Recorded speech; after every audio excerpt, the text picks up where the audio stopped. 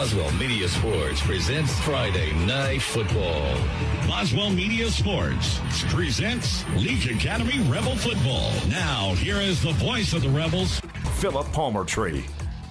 I hope you're ready for week 2 of Leake Academy football on Friday, August 25th, even though we are starting 30 minutes later than usual. Last Friday, a series of early missteps allowed an experienced Jackson Academy Raider squad to burst out to an early lead and leave Madden with a 40-10 victory over our Rebels. Now, Leake must focus on correcting mistakes in preparation for a road game with the Starkville Academy Volunteers. The Vols are 2-0. They beat Lamar in overtime at home 2 weeks ago, and last week they put away Alabama's Escambia Academy in a neutral site game in Petal 39-20. Last Friday, Starkville junior running back Luke Johnson went off against Escambia, piling up 243 yards on 20 carries and scored a pair of touchdowns. That's the best rushing performance in Mississippi high school this year. And a powerful running game makes senior quarterback Briggs Bennett all the more dangerous in the passing game. So the Rebel defense is sure to be tested tonight in a game in which LA is looking for improvements in all phases of the game. Hi, everyone. Welcome to the T&K Farms Wood-Mizer pregame. I'm Philip Palmertree. Brian Montgomery is tonight's studio producer. He and I thank you for listening on Cruisin' 98, the Cruisin' 98 mobile app, and on the live stream at Kicks96news.com, where you click on the Listen Live tab for Cruisin' 98. And you can watch tonight's broadcast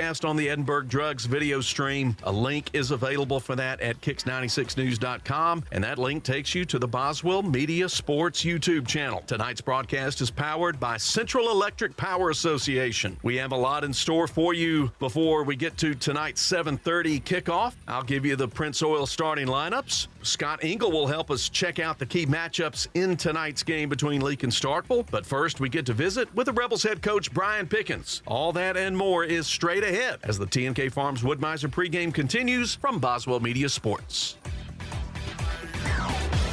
Before you begin those do-it-yourself projects outside your home or business, be sure you know where your underground utilities are located. Always call before you dig. One easy phone call to 811 can protect you from injury and expense. Plus, it's the law in Mississippi. Make the call and avoid serious or fatal injury. For more electrical safety tips, contact Central Electric Power Association, serving you since 1937, an equal opportunity provider and employer. Baptist League Rural Health Clinics have a variety of healthcare options with primary care, pediatrics, and women's health, providing care at 3 locations in Carthage, Walnut Grove, and Madden. Call 601-267-1470 today to schedule your appointment. Extended hours and Saturdays are available at our primary care clinic located in Carthage. Baptist League, making your health care our #1 priority. You can't get much for $5 these days, unless you go to Wendy's for a $5 Biggie Bag. Get your choice of double stack, junior bacon cheeseburger, or crispy chicken sandwich, plus 4-piece nugs, junior fry, and a small soft drink, all for just $5. You got that bag, you got that Biggie Bag, you got that bag. That was smooth, wasn't it? That's how you're gonna feel when you get that Biggie Bag at Wendy's. You got that bag, you got that bag. U.S. price and participation may vary. West Side Body Shop says, let's face it, stuff happens. And when it does, they can take care of damage as small as a chip in your windshield all the way up to full collision services. Insurance claims are always welcome too. Just be sure your first stop is West Side Body Shop in Philadelphia. They also specialize in truck accessories, including toolboxes, visors, Nerf bars, and winches. They make your ride look cool. West Side Body Shop, just off Beacon Street on Waterview Lane, right behind the Huddle House in Philadelphia. What is the value of an independent insurance agent? We don't work for any one insurance company. Instead, we work for our clients. We sell insurance from multiple companies, and that means at South Group Cox Agency, you always have an expert on your side who can find you the best policy and rates for you and your family.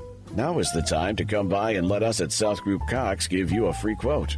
Open Monday through Friday, 8 a.m. to 5 p.m. South Group Cox Agency, 207 West Main Street in Carthage. Welcome back to the T&K Farms Wood-Mizer pregame Leake Academy and Starkville Academy are getting ready to meet at J. Logan Field in Starkville on a warm evening. And we've got head football coach Brian Pickens to talk about his Rebel squad. Coach, thanks for giving us some time this evening. Great to be here. We'll start, as we usually do, with a brief review of last week, Game 1, a loss at home to Jackson Academy. And certainly, as you and I said in this conversation last week, we talked about first game jitters. We talked about making mistakes. We talked about a young ball club. A lot of those things kind of materialized in front of us in that first quarter. There were some early miscues in all three phases of the game that put us behind early. And that's just stuff that, as a coach, you're going to see those in the first game of the season. You've got to correct them. A lot of them were corrected. As you go through the game, you see a miscue like that. By the time they get to the second quarter, you're not seeing them. And that's just that's first game. That's inexperience. Now, all of a sudden, these kids that had never been on a Friday night football field had now played a quarter, and they're starting to get this stuff corrected. It's hard to simulate that first night when it's kicked off and the way you go. Like I said, you're nervous. You do the scrimmage, but the coaches are usually on the field. You do the jamboree, but that's just one quarter, and it's daytime, and there's 1,000 teams out there, so it's not the same atmosphere. So a lot of times you just have some physical, mental mistakes that are just going to happen, but. Some of them straighten out by the end of the game. Some of them you straighten out, the next week in practice. Well, my broadcast partner, Scott Engel, and I were both impressed from our vantage point of how the team came out in the second half and seemed to be settled down, focus on executing the next play and the next play after that. And we thought that there were a lot of positives that came out of that second half. Well, this group is they're inexperienced, but they're very mature. And that's one thing we discussed. We said, look, it is what it is. Now, we've got a lot of football to play, not only in this game, but down the road. Let's go out there, let's execute, let's get better. We're going to get our reps in, the second half. And that's what I feel like we did. And, that's why we continue to execute. Really, we told them don't pay attention to the scoreboard, do what you do, get yourself better. And I really felt like that we saw that. Out of several players. A few players that I can think of right now that second half they played a lot better. But I think it was just getting out there, getting in that atmosphere, and then calming down. We got to come into halftime, kind of rejuvenate a little bit, get ourselves together. And I thought a lot of them, we're doing a lot better. What are some of the team goals that you have for this squad specific to moving from Game 1 to Game 2? Well, number one, you want to do the fundamental stuff. You want to be a better tacklers, ball security, block. That's the basics of football. If you protect the football, block, and tackle, you're gonna have success. And that's what we're going out there to do. We did that, worked on it in practice, and like I said, and a lot of just some minor things that we felt like we were having deficiencies at. We got out there and we worked on them, and we were really, really excited to see what happens. Like I told you in the radio show, when you've got a lot of young kids, inexperienced kids, as a young coach, you don't understand it. As an older coach, you see it and you know what you have to do. You have to keep them stable and steady, and you have to just get better, and then you have to be excited by the improvement you see. And as an older coach, I get a lot more excited when I see a guy that was just having difficulties, all of a sudden start to get it, start to execute better, and that's exciting, and that leads to success. Like I always say, it's the journey. It's not it's not the destination, it's the journey. And I think that's the biggest thing, right? If anybody asks me, what have you gained from years of coaching? It's enjoying the journey, enjoy the process of getting there. You don't just take over a team that's just great, they're just talented, and everything goes right. You have to work them, and you have to be patient sometimes. You have to motivate sometimes. Sometimes it's patience, sometimes it's motivation, whatever it takes. And but you have to be a teacher, and So like I said, I'm excited. We got a lot of football left, and I'm still just as excited now as I was 2 weeks ago going into scrimmage. Up next, I'll ask Coach Pickens about the Leake Academy coaching staff, and we'll have all that and more in a preview of tonight's ball game with Starkville Academy. All that and more coming up as the T&K Farms Wood-Mizer pregame continues. Register to win a 70-inch smart TV during the end of summer savings sale at Woodstock Furniture Value Center. Bedrooms plus free mattress $7.98. Living rooms just $6.98. Dining sets only $3.98. And queen mattresses $1.99. Kings $2.99. Plus, it's all backed by our low price and same-day delivery guarantee with no credit needed and no money down. Only at Woodstock Furniture Value Center in Meridian, Philadelphia, and WoodstockValueCenter.com. It was my turn. I oversaw the ordering of our family reunion custom t-shirts. I had no idea what I wanted, but the girls at In Sports were so helpful. They showed me several ideas and colors that made my decision much easier, and the prices were very reasonable. Thank you to In Sports for filling my order quickly. You'll always be my go-to for personalized t-shirts. Check out their Facebook page to see more cool things they personalize. In Sports, Beacon Street, Philadelphia. Neshoba County Co-op knows that opening day of dove season is one of the most anticipated and popular hunting days of the year. It brings family and friends together. Dove season's one of the first hunting opportunities of fall as the long and hot Mississippi summer ends. Get on over to Neshoba County Co-op today. They've got everything you need to make the big day a huge success. Neshoba County Co-op, 338 Main Street, Philadelphia. At Pelahatchie. T&K Farms Wood-Mizer is Mississippi's Wood-Mizer sawmill equipment dealership. T&K Farms Wood-Mizer sells the complete Wood-Mizer equipment line from small personal sawmills to the industrial equipment lineup. T&K Farms stocks parts and has experienced factory-trained service technicians with both in-shop and mobile service available. See T&K Farms Wood-Mizer to start your sawmill business today. Credit cards are accepted for all services. Like them on Facebook. T&K Farms Wood-Mizer, just off Highway 25 at 1128 Liberty Road, Louisville, 662-803-4332. Back for more of the T&K Farms Wood-Mizer pregame as your Leake Academy Rebels get set to take on Starkville Academy. Coach Brian Pickens is with us. Coach, I wanted to give you a few minutes to talk about this year's coaching staff and what some of the different areas of responsibility are and some of the strengths you think you've got on this year's staff. I guess I would have to start with Josh Ray. Josh and me have been together for 22 years. I always say that there's two people I know in this world. It's Angie Pickens and it's Josh Ray. I think I've been with them longer than anybody else. Me and Angie have been married for, 28, 29 years. I won't get in trouble. But I think she'll be at the game. She won't hear this. So anyway, and then me and Josh have coached together now 22 years. So I've been around both of them for a long time. But anyway, Josh does a great job. I always say, this is one of those personal things, and I don't know if he'd even like me saying it, but, there is nobody out there that cares more about those kids than he does. Myself being a parent, and now, I've got one coming back through the program, but seeing two go out of the program, I appreciate what he did for them as a parent, not even as a coach or anything, me working with him, but so I got firsthand experience how much he cares about these kids. I think all the kids that play for him will tell you. I mean, that guy cares about those kids. Sometimes we see the hollering, but in the background, super guy. And but anyway, we've been together a long time. He does our defense, does a super job. I always say, nobody's probably going to watch more film than he does. I mean, he watches film, a lot.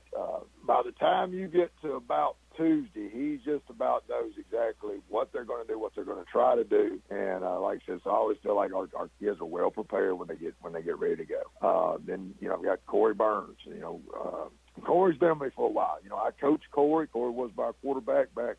To me, it doesn't seem that long ago back, 2003, 2004 football season. But to these kids today, that was like, it really was a lifetime ago.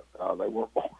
Some of them weren't even born then. But anyway, so he's been, he played for me. And then in college, he came down and kind of helped us as a volunteer. And then he came back.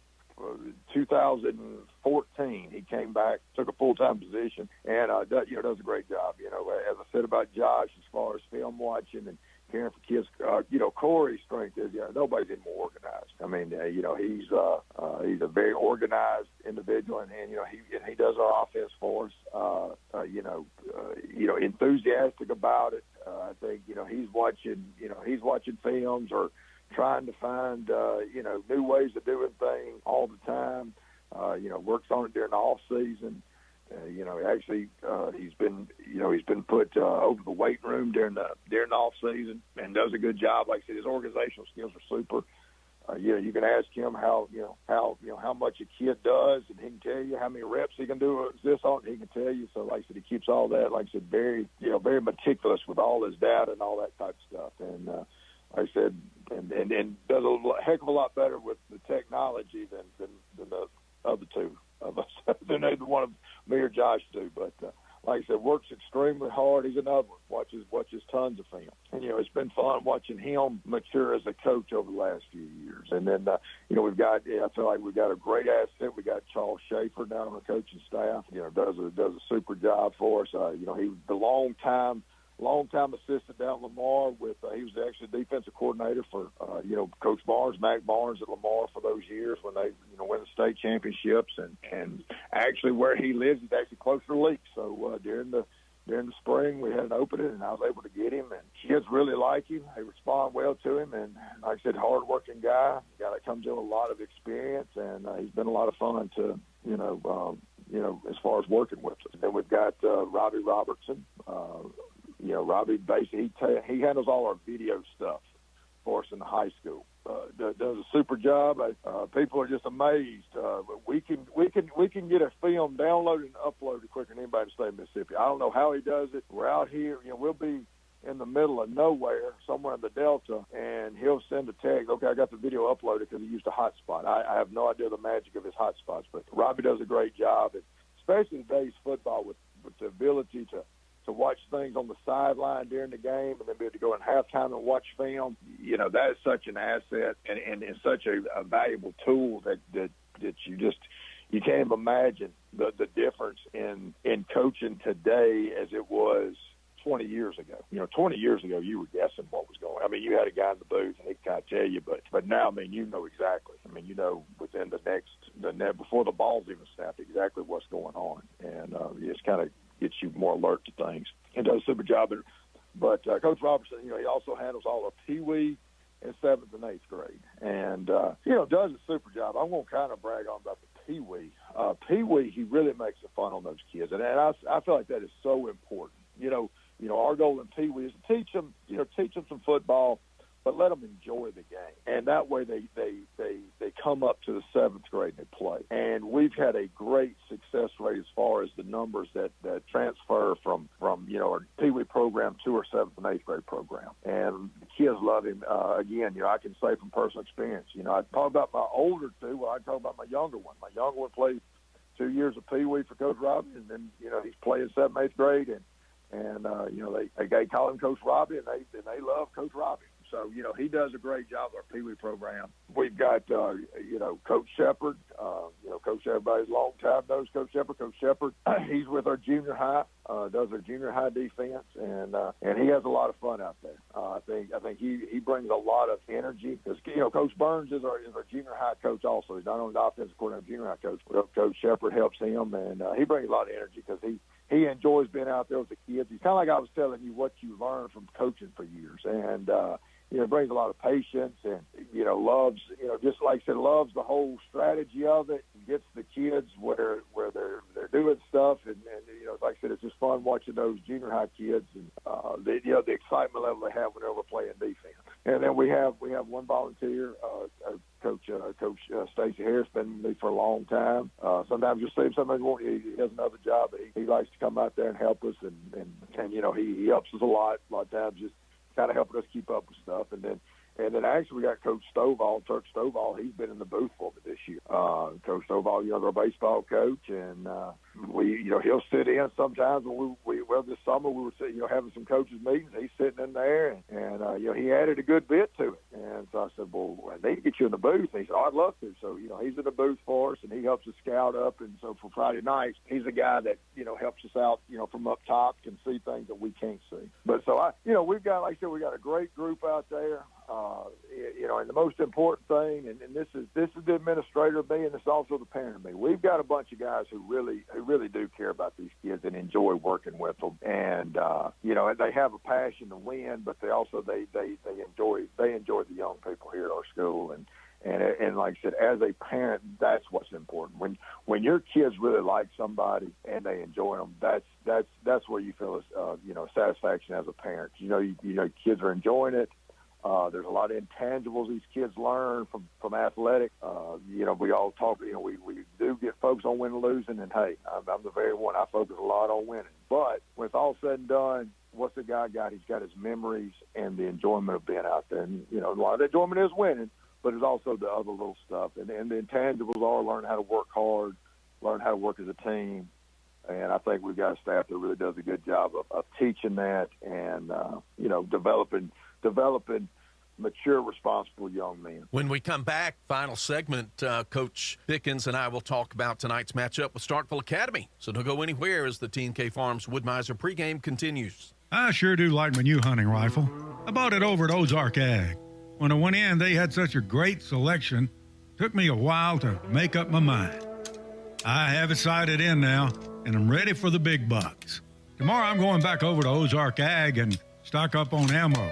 While I'm there, I just might check out those deer stands. Hey, honey, I know you're listening. Make sure you shop for me at Ozark Ag. They're on Highway 16 West in Carthage. Moore's Pharmacy in Carthage, Sebastopol, and Walnut Grove appreciate you, their customers. We have a beautiful selection of gifts with free gift wrapping. We are one of the only pharmacies around to offer compounding and women's hormone replacement therapy. Moore's Pharmacy accepts all insurance, including Medicaid. Our 2-lane drive-through and prescription synchronization will make your visit very convenient. Come see us. We have the shortest wait time in town and a professional staff to assist you. Moore's Pharmacy, Highway 16, Carthage.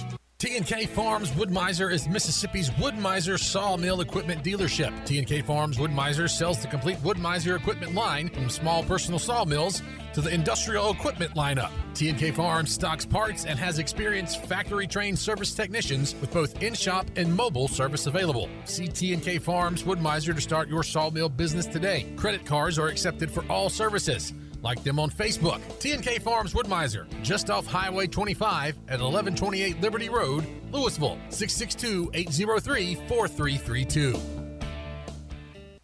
We were celebrating a birthday, so we took the family out to dinner at a steakhouse. You may have known it as Lee's, but now it's a new building with a new name. The same great chef and owner, Artie Reed, and Hometown Prime. My beef filet was cooked perfectly, and we can't wait to go back. Steak, seafood, the best sweet tea, and of course, homemade desserts. Delicious. For daily specials and hours, Google Hometown Prime and like them on Facebook. Hometown Prime is ready for you. Highway 21, Sebastopol.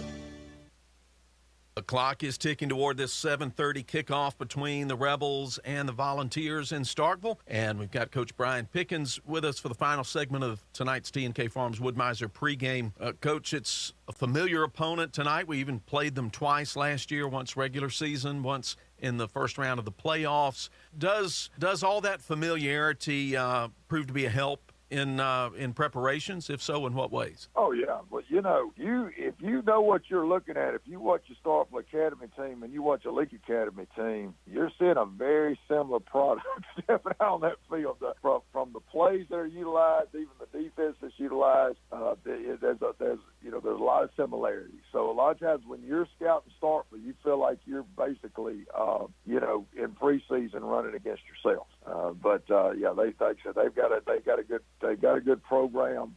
They got a good hard-working coaching staff. I've always said one of the biggest compliments a coach can give another group of coaches is that they are fundamentally sound. Starkville Academy is very fundamentally sound. I have a lot of respect for what they do up there. They've got a guy. He's been up there a long time, but he's younger than me, so I still call him a young coach. But he's really not anymore. But Chase Nicholson, he does a super job with those kids. He gets them going. And they're competitive no matter what. And this year, watching them on film, they've got a really good group. I think they got a lot back from last year, and so it's good. It's going to be a hard-fought game for us. And there's some things that we've got to do. Is like I've said, you always hear me say, "Start with," you hear me say this. People think I just my buzzword, but you got to match their physicality. They are a physical football team. They want to run the ball. They want to run the ball. Everybody in the state knows they want to run the ball, and they know they want to run the ball. So you better be able to step in there and get physical with them. But they've also got some great skill kids this year that can make some big plays down the field. So we've got to be very sound in our secondary. A lot of times, to talk about a physical football team, people love to say you put 9 in the box. I'm still wanting to see how you get 9 people in a box, but that's the term. You put 9 in a box. Well, you can't put 9 in a box because they're going to go over the top of it. So our secondary is going to have to be, going to have to play a extremely well game, and our front seven they've really got to play good. Coach, thanks for spending some time with us this evening in advance of kickoff coming up shortly, and we certainly wish you and the Rebels a lot of success tonight, and hope we hit the road back home with a 1-1 record tonight. Well, I appreciate it. All right, Coach Brian Pickens joining us on the TNK Farms Wood-Mizer pregame prior to this 7:30 kickoff between the Rebels and the Volunteers. Don't go anywhere. We come back. I'll be joined by the one and only Scott Engel, and we'll preview tonight's matchup between Leake and Starkville. More coming your way as Leake Academy football continues. Before you begin those do-it-yourself projects outside your home or business, be sure you know where your underground utilities are located. Always call before you dig. One easy phone call to 811 can protect you from injury and expense. Plus, it's the law in Mississippi. Make the call and avoid serious or fatal injury. For more electrical safety tips, contact Central Electric Power Association, serving you since 1937, an equal opportunity provider and employer. At Wendy's, you don't need a psychic to tell you your hamburger's gonna taste great. Excuse me? Because every square hamburger is a sign you're getting the best. Did someone say sign? 4 corners of hot and juicy fresh beef that make deliciousness its destiny every time. Hold on. I'm getting fresh beef. When you want the best hamburger, square's the beef. Choose wisely. Choose Wendy's, Dave Single. I am a psychic, after all. Fresh beef available in the contiguous U.S., Alaska, and Canada. What is the value of an independent insurance agent? We don't work for any one insurance company. Instead, we work for our clients. We sell insurance from multiple companies, and that means at South Group Cox Agency, you always have an expert on your side who can find you the best policy and rates for you and your family. Now is the time to come by and let us at South Group Cox give you a free quote. Open Monday through Friday, 8 a.m. to 5 p.m. South Group Cox Agency, 207 West Main Street in Carthage. Carthage Veterinary Clinic, how may we help you? Hey, I have a new puppy and I need to bring her in for vaccination. Oh, what's her name? Ellie. We're so glad you called for an appointment and look forward to meeting you and Ellie. This is Dr. Brooke Bobo, and we at Carthage Veterinary Clinic are glad to schedule you an appointment for you and your pet. That way we can give you the time that you deserve. Carthage Veterinary Clinic, Highway 16 West in Carthage. Find all our contact info on Facebook or Google. Now, Bob, when we started the Bring Your Kid to Work Day, this wasn't exactly what we had in mind. I'm sorry, but they're my babies. We're about to go grab lunch and then head to the farm. Well, where are you headed? Rosebud General Store, out there in Rosebud on Highway 487 East. Nothing but the best for my babies. They got everything you need for your farming family. Well, your calf sure is sweet. Does she have a name? There's the Cow Patty. Whoa, let me get this straight. You named your cow Patty? No, sir. It's what you stepped in. Ew. Rosebud General Store, Highway 487 East. Boswell Media Sports.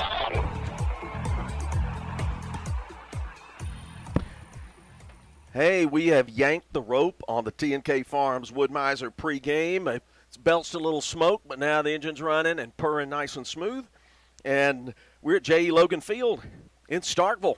Leake Academy and the Volunteers of Starkville Academy are warmed up, gone back to their locker rooms on an already warm evening for a 7:30 kickoff. You can watch tonight's broadcast on the Edinburgh Drugs video stream. That's available at kicks96news.com. Tonight's broadcast is powered by Central Electric Power Association. We've got Brian Montgomery filling in as studio engineer, so Scott and I are going to be like students with the substitute teacher. We're going to see what we can get away with and see if if Brian will draw the line somewhere on us tonight. And got John Alden Crosby on his way above us on the press box roof, but we appreciate Ann Garvin of Starkville Academy filling in and operating the action camera until John Alden arrives. And, well, with all that, I'm Philip Palmertree thanking you for listening and for watching. Let's go straight into the Prince Oil starting lineups for tonight's ball game. Remember, all maybe even 10 locations of the Junction now across East Mississippi. But we'll start where there are some changes in the defensive lineups for L.A. tonight. At nose guard, Pete Peebles will draw the start, junior, 6', 177. Hagan Bobo, junior, solid at defensive tackle, 6'1", 240.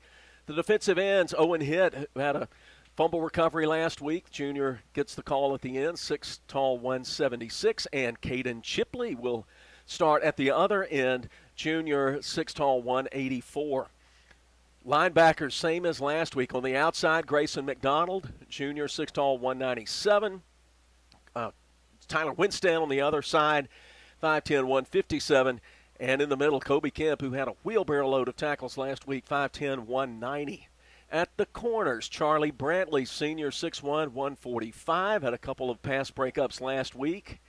And then the other corner tonight is going to be Mathen Weaver, junior, 6', 145. The safeties, Camden Marble, 5'10", 152. He had quite a few tackles last week as well. And the free safety is going to be Matthew Nowell, junior, 5'10", 141. Specialist, long snapper, Ben Jackson, the senior, 6'3", 198. Punter is freshman Reese Atkinson. Holder on place kicks is senior Seth Martin. And Matthew Nowell will handle the kicking duties. For the L.A. offense, touching the ball first is Connor Moore, sophomore at center, 5'10", 265. The guards on his left, John Wyatt King, sophomore, 5'11", 255. On his right, freshman Tanner Walsworth, 6', 227. The tackles on the left side, Hayden Jenkins, 6'1", 228. He's a junior. And at right tackle, senior Carter Walsworth, 6'2", 308. H-back is going to be Major Chandler. Had a couple of catches last week, freshman at H-back, and tight end, 6'1", 218. Wideouts, Jack Harkins getting the start at one side, 5'11", 136, a junior. And then Mathen Weaver going to be starting on both sides out at the other wideout position. We'll also see some wideout action from Ben Jackson, who we mentioned earlier, and probably some from Charlie Brantley as well. And then starting at running back, Camden Marble, 5'10", 152 senior, who was the leading rusher last week and scored a touchdown in the second half of the JA game. And QB1, that's George Wilcox, sophomore, 6 tall, 225. That's the starting lineups for the Rebels, presented by your friends at Prince Oil. Remember, Rebel fans, we've got a great new sponsorship this year in the broadcast. Just like universities endow professorships, well, Rosebud General Store in Sebastopol is honoring the late old ball coach Gilbert Barham by sponsoring and, dare we even say, endowing the Gilbert Barham Color Commentators Chair. That's a lot of fun. That's great. Well, let's bring in the weekly occupant of that chair. He's brought it with him up here to Starkville, and looks like that chair's holding up well. Here's Scott Engel. Scott, welcome back to week 2. Well, good to be here on a 91-degree start in Starkville, Mississippi. Yeah, let's go ahead and comment on that before we talk about the matchup. The sun has gone down behind the clouds out to the west for about the last 20 minutes, and it has brought the temperature down. My weather app says it's 90 degrees right now. All right. And it only feels like 105. Amen. Let me tell you, folks, I got teased coming over here. I drove from Canton across 16 and was getting to 25 west of Carthage, and there was a thunderstorm that had gone out ahead of me. And when I turned on 25 and went up from Barnes and Marydale, it was 82 degrees. I couldn't believe it. I had the window down. It just felt so great. But then about the time I hit Four Corners and got into Winston County, it started creeping back up and get to Starkville, and it was 100 again. Yes, sir. Yes, sir. So that's a long way to go to our Westside Body Shop weather and field conditions. Field looks good, grass field here.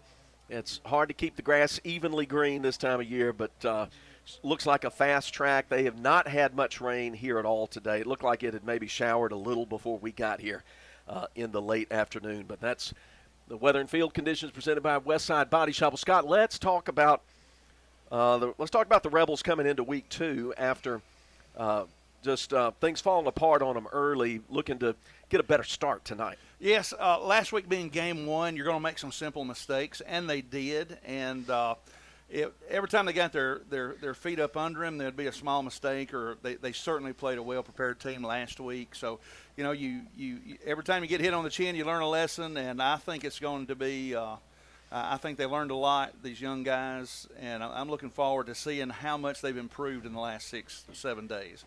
If you folks heard Coach Pickens' interview with me for the TNK Farms Woodmiser pregame, he may have said some things that surprised you. He talks about how much better this team is this week than they were 7 days ago.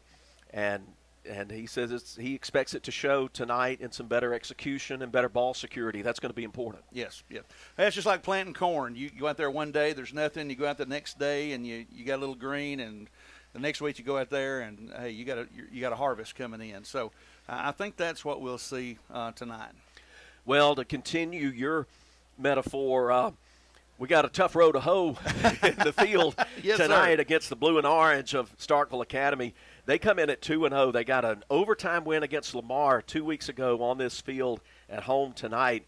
And then last week they went to South Mississippi all the way down to Petal and got a 39-20 victory over Escambia Academy from Alabama. In that game, they made a discovery. Young man who hardly carried the ball last year for the Vols just went and burst out to a 20-carry performance and had, 243 yards and 2 touchdowns. Number 22, Luke Johnson, a junior. So they may think they've really found something special, talking about how maybe as a sophomore he wasn't ready, Yes, sir. But he may be ready now, and the Rebels better be ready for number 22. Yep. And Briggs Bennett's experienced quarterback. Starkville lost most of their offense due to graduation last year. They were very experienced, and the Rebels came in here and really thumped them in the first round of the playoffs, left a sour taste in their mouths, and no doubt a lot of these returning players remember that and may have a little extra juice tonight in seeing the Rebel red and blue across from them on the ball field tonight. But as Coach said, these are two teams that similarly built, similar philosophies of head coach. There's not going to be a lot of surprises and trickery and unusual things tonight. I think it's just going to be line up, put a hat on a hat, and block your man, tackle the runner, hold on to the football, and we'll see who can do that better. I think we'll see a lot of fundamental football tonight. Just watching the film last week on Huddle, missed assignments, and you take care of that. And every time you make a mistake, you learn from it. And I think, as you said with these coaching staffs, seasoned coaches, Starkville's got a Hall of Fame coach in Bubba Davis on the sideline, got just as seasoned coaching staff at Leake Academy. So I think you see two teams that are going to go back to the basics of football tonight. And, hey, let me tack on to something you just said. You mentioned Bubba Davis. They got 2 Hall of Famers. They got Junior Graham, too, working his second year. Well, that almost is not fair. That's almost not fair. Junior came over from Winona Christian, where he had been the head coach for a few years, and he's, of course, just an outstanding figure in Mississippi football. He's not the tallest coach, but he stands taller than most of them. Yes, sir. He's a man among men. Boy, he is. And I know Coach Chase Nicholson is glad to welcome two legends like that onto his staff. And you got to give Chase Nicholson credit. He's an outstanding young coach. He's been here now. This is his 9th year. They've won about twice as many games as they've lost. They're consistent. He's very adaptable, energetic, positive coach, and has really done Starkville Academy a lot of good. Amen. Well, hey, Rebel fans, let me tell you this. We're still waiting for the Rebels to come out, and we don't have the captains out of the locker room yet while the Starkville captains are waiting on the sideline below us here in Starkville. Let me tell you about a conversation I had just a few minutes ago. Ran into Whit Welch, who's here. Of course, he's at Scuba now, freshman, and playing on their baseball team. And I asked Whit when I saw him, after I just asked him how he was doing, I said, how did they let you in here after what you did to these people in Starkville back at the end of October last year? And he laughed. If your memory's a little fuzzy, Rebel fans, I'll tell you, he filled in at quarterback. All he did against Starkville last year was run for 189 yards and 3 touchdowns, and then also threw for 2 more in the Rebels' 41-7 drubbing of Starkville in the first round of the MAIS 5A playoffs. I said, man, if I was running that ticket booth, I had your picture there and said, no admittance for this fella. Well, Leake is yet to make the field. Do you think they're trying to find a uniform for him and get him in tonight? That's right. Well, it's funny you mentioned that. I asked about number 24, Braden Welch, sophomore, who played some at safety last week, and I said, look, one more thing for me to share with the radio audience. I said, give me a scouting report on 24, Braden Welch, wearing your number. I didn't know what he was going to say. He smiled. He said, tell him, give him a year, and he's going to be a hoss. Amen. Amen. Well, tonight's a good night for him to take a step forward in that direction. It's a good brother, and a big brother in that yes. In that respect. So I know Braden's proud to wear Whit's number, and but it was great to see a couple of Rebels from recent years around the track earlier tonight here, supporting some of them are students at State or at EMCC, and we've got the Morse Pharmacy countdown to kickoff going on. Now I see the Rebels coming around to the far sideline. They're going to be in the Navy helmets with the red LA logo on the side, white jerseys, Navy numerals trimmed in red, the white pants with Rebels down the side and block prints. So from head to toe, it's Navy white, the Vols with those New York Mets or Florida Gator colors, whichever team you want to pick or ignore in that. The orange helmets with Vols on the side in blue lettering, blue jerseys with orange numerals trimmed in white, but pretty easy to read. The UCLA-style stripes in orange and white on the jerseys and plain white pants. So good contrast. Lights are on, and the Rebels are walking along the far sideline. We'll see. Scott's going to keep an eye on the coin toss for us, who's lining up at Captain Garrett Joyner and Charlie Brantley and Camden Marble, tri-captains for the Leake Academy Rebels. While that goes on, I'll tell you about games that are going on in high school action tonight. Simpson hosting Hartfield. Lamar hosting PCS. Copiah at Bio. That's the Rebels' opponent for next week, the Bio Colts. And East Rankin hosts Winston Academy. That's the MAIS Region 2 5A schedule. Other games going on tonight, MAIS action, Oak Forest at MRA, JA at Pillow, Jackson Prep at ACCS, St. Joe at Clinton Christian, and then in MHSAA action, Forest at Philadelphia, Choctaw Central at Union, West Point at Louisville, Kosciuszko at Kemper County. Got a score for you on that one. I think Kosciuszko leading 7-6 over Kemper County. Over there in Scuba. Morton at Scott Central, Sebastopol at McAdams, Pearl at Neshoba Central, and then as my friend Bono sang, the trenches dug within our hearts, mother's children, brothers, sisters torn apart. It's the Gator Bowl, Leake County at Leake Central, going on in Carthage tonight. Well said, my brother. Well said. That's always, it's really not an ugly rivalry at all, but everybody knows everybody and a lot of kinfolk. It's more like going to the family reunion and the football game sort of happening in the backyard. Went to a football game and a family reunion broke out. Yeah. I have broadcast the Gator Bowl, I think 4 times, maybe just 3, and it is a fun atmosphere, fun game. So that going on in Carthage, those are scores we're going to take a look at along the way. Yes, sir. Tonight as the coin toss is going on at midfield. Quite a lengthy explanation. I know. Didn't know a coin toss could be required so much explanation. Well, now it's finally happened. Yes. Looks like the Rebels have won the toss, declined, will be kicking. Starkville will be receiving in the south, headed north. Starkville ball first. They'll be going south to north, and that's left to right here, the unusual orientation of the field here at J.E. Logan Stadium. So we're about to get ready. And remember, Rebel fans, you can play Kicks Picks every week. Pick from the slate of high school games. Then next week there'll be college games, a lot of them thrown in there. The weekly winner, get the most correct picks. You'll take home a gift certificate from Hometown Prime on Mississippi 21 in Sebastopol.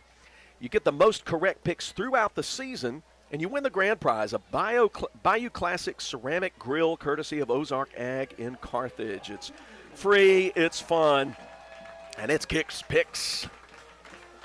Starkville Volunteers in blue and orange take the field to our left. The Rebels are lined up behind their sign on the north end. Here come the Rebels.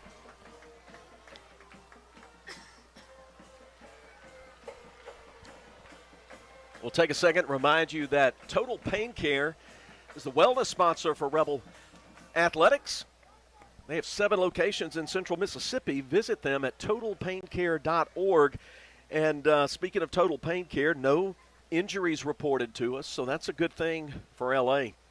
We're going to step aside, take a break, and when we come back, it will be time for our little after 7:30 kickoff. Stay with us. Rebels and Vols coming up here on Boswell Media Sports.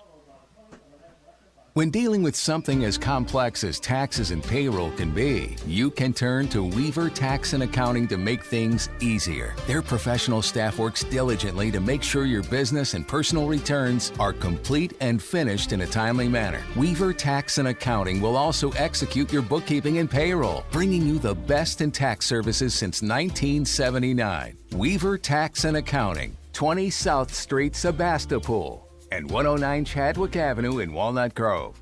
Total Pain Care's mission has always been to reduce suffering, increase function, and provide a better quality of life for every patient. Dr. Eric Pearson and Dr. C.C. Martin are committed to treating patients with the highest standard of care. Total Pain Care has full-time clinics in Meridian and Philadelphia, providing a convenient option for Neshoba County and surrounding areas. Total Pain Care, located in the Medical Arts Clinic at Neshoba General Hospital. Here to help you get back to living your best life. Is this a familiar sound that seems to be never-ending? Money for this, money for that? Don't worry. Eastside Pawn and Gun to the rescue. Take your pawn to them in exchange for the loan you need to help you through unexpected seasons. Confidentiality will always be respected when you do business with Eastside Pawn and Gun. So what are you waiting for? Stop the fretting and get on over there. Eastside Pawn and Gun, Highway 16, Carthage. Hello, Rebel fans. It's time for kickoff. Moore's Pharmacy welcomes you to an exciting night of Friday night football. Moore's Pharmacy takes great pride in supporting Leake Academy Rebels, the perfect place to start your weekend. Okay, Rebels, let's kick it off. Boswell Media Sports.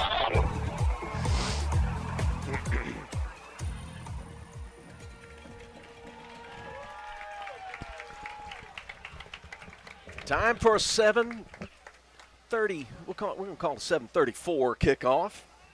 Almost 7:35, like Braves baseball on the Superstation used to be. Yep. Right after the Andy Griffith Show and Leave It to Beaver, it was see somebody beat up the Atlanta Braves way back in the day in the mid '80s. But the Braves are returning it now. Yeah, they are putting the hurt on everybody else now. But we're here to talk about high school football. Starkville and Leake Academy about to meet.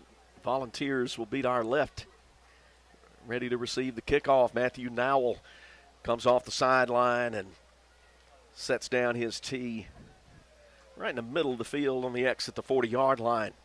Rebels in white tops, white pants, navy helmets. Gators in, excuse me, I said Gators. I got Gators in my head now. They certainly look like the Gators. But BMO mentioned something to me about Gators, so I got that on my mind. Yeah, the Vols, it says it on the side of the helmet if I just read it, in royal blue, orange numbers, and white pants, orange helmets. There we go. But the kickoff moved 30 minutes in hopes of having a little bit cooler. And at least we have not had the sun beating down on us for about the last 45 minutes, so that's good. Everything ready. Matthew Nowell comes forward, swings the right leg. Here we go. We're playing football. He's going to leave it a little bit short. High kick taken at the 19. Coming to the middle of the field, cutting up the middle, finding some room to run, and then being cut off his feet past the 30-yard line is, I think that was Luke Johnson on the return. And the Rebels, Matthew Weaver, went low and just put his shoulder pads on the ankles of the kick returner and ended up making the tackle. And sealed the outside. Without that tackle, he had a little bit of space between there and the sideline. Good tackle. Ball on the right hash. 2 wide out split left and 2 to the right. H-back set to the left. Briggs Bennett, the senior quarterback. Nobody with him in the backfield. Takes a quick snap. Throws it quickly to the slot man left. Complete. Tackle made immediately as Caden Chipley scoots over from defensive end. And he's able to pull down the receiver. I think that was 21, Pete Bourgeois, making the catch, and they get about 5 on first down. Pretty good read over on the right side. Second down, 5 from the Rebel 37. This time 1 wide out left and trips to the right. Running back set to the right. Bennett hands it off. Johnson hitting the backfield but slips loose. Gets positive yardage. Gets to the 40, to the 50, up the left sideline. People chasing him. 1 man to beat. Charlie Brantley gets him down inside the 15-yard line. And there's that man again, Luke Johnson. Should have been tackled for a loss, and instead he turns it up 13 plus. Let's see where they mark it. Inside the 15. He goes for about 50 yards on the first run. Look, it was an excellent read by the defensive line. Just did not lock up. Had him for about a 4-yard loss. So a trip to the David Barham Insurance Red Zone for the Vols on their opening drive. 11:02. We're just a minute deep. And on their second play, they've hit the big play of the night. So far, they'll come out in that first set. Luke Johnson set as an H-back to the left. 2 wide outs to each side. This time Bennett fakes the pass, going to take off, round right in, gets a block, 10-5, and he is in the end zone. Touchdown, Starkville. They just knifed right through the Rebels in 3 plays and went 68 yards. Yeah, the defensive end got pinched just a little bit, Cody Kemp, and he took full advantage of that, cut back against the grain, and beat the safety to the line. Nathan Miller on to kick the extra point.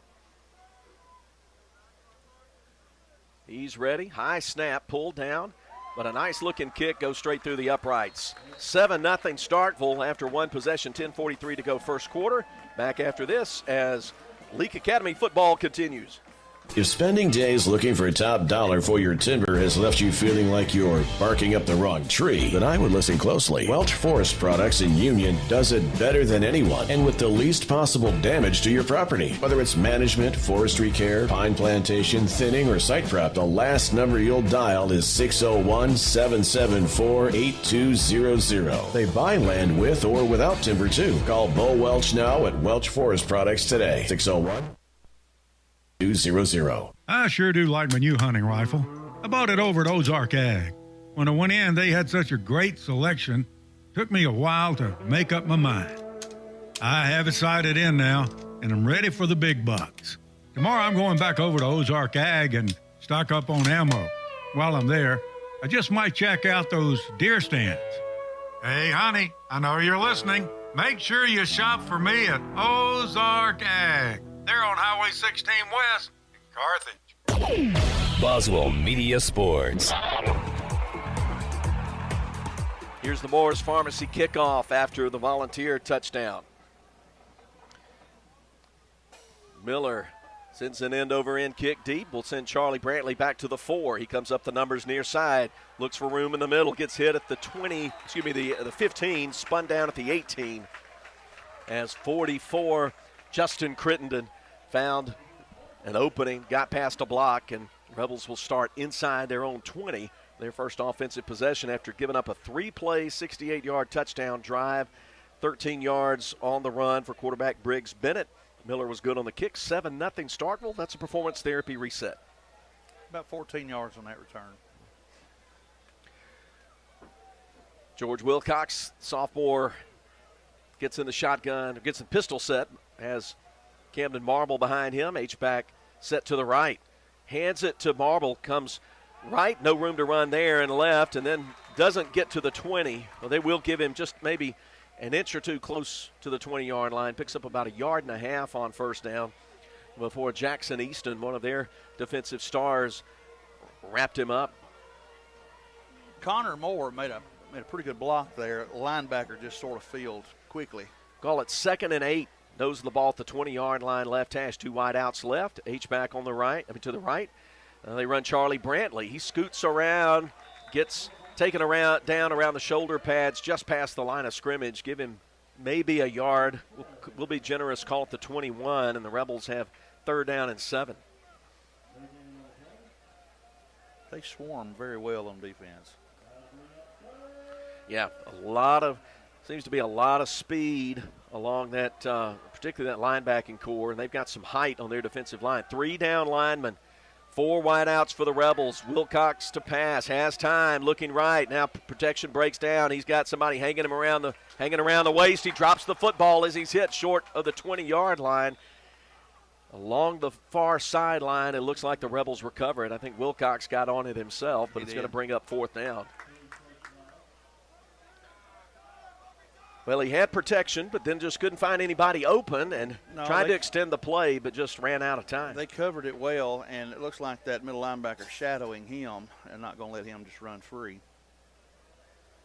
Reese Atkinson stands at his own 3-yard line to punt the ball. Return man for the Vols walking up to the 45, now the 50. Starkville hoping to get good field position out of this. Tumbling end-over-end kick taken just inside midfield, coming around to the 40, outside, slipping past 1 tackle, now 2, and then driven into the sidelines near the 30-yard line is Owen Cavillion. Looked like there was a block in the back on number 11. Was not called, though. Run out of room on the sideline. So the field's very much tilted in favor of the blue and orange of Starkville. Volunteers have it. We've got timeout on the field right now. It's an official timeout. I'm not sure if they're taking the heat timeout or what right now. So, well, that's what they're going to do. We'll take the break. We'll come back early if we need to. Rebels down, 8:37 to go first quarter, 7-0 Starkville. Register to win a 70-inch smart TV during the end of summer savings sale at Woodstock Furniture Value Center. Bedrooms plus free mattress $7.98. Living rooms just $6.98. Dining sets only $3.98. And queen mattresses $1.99. Kings $2.99.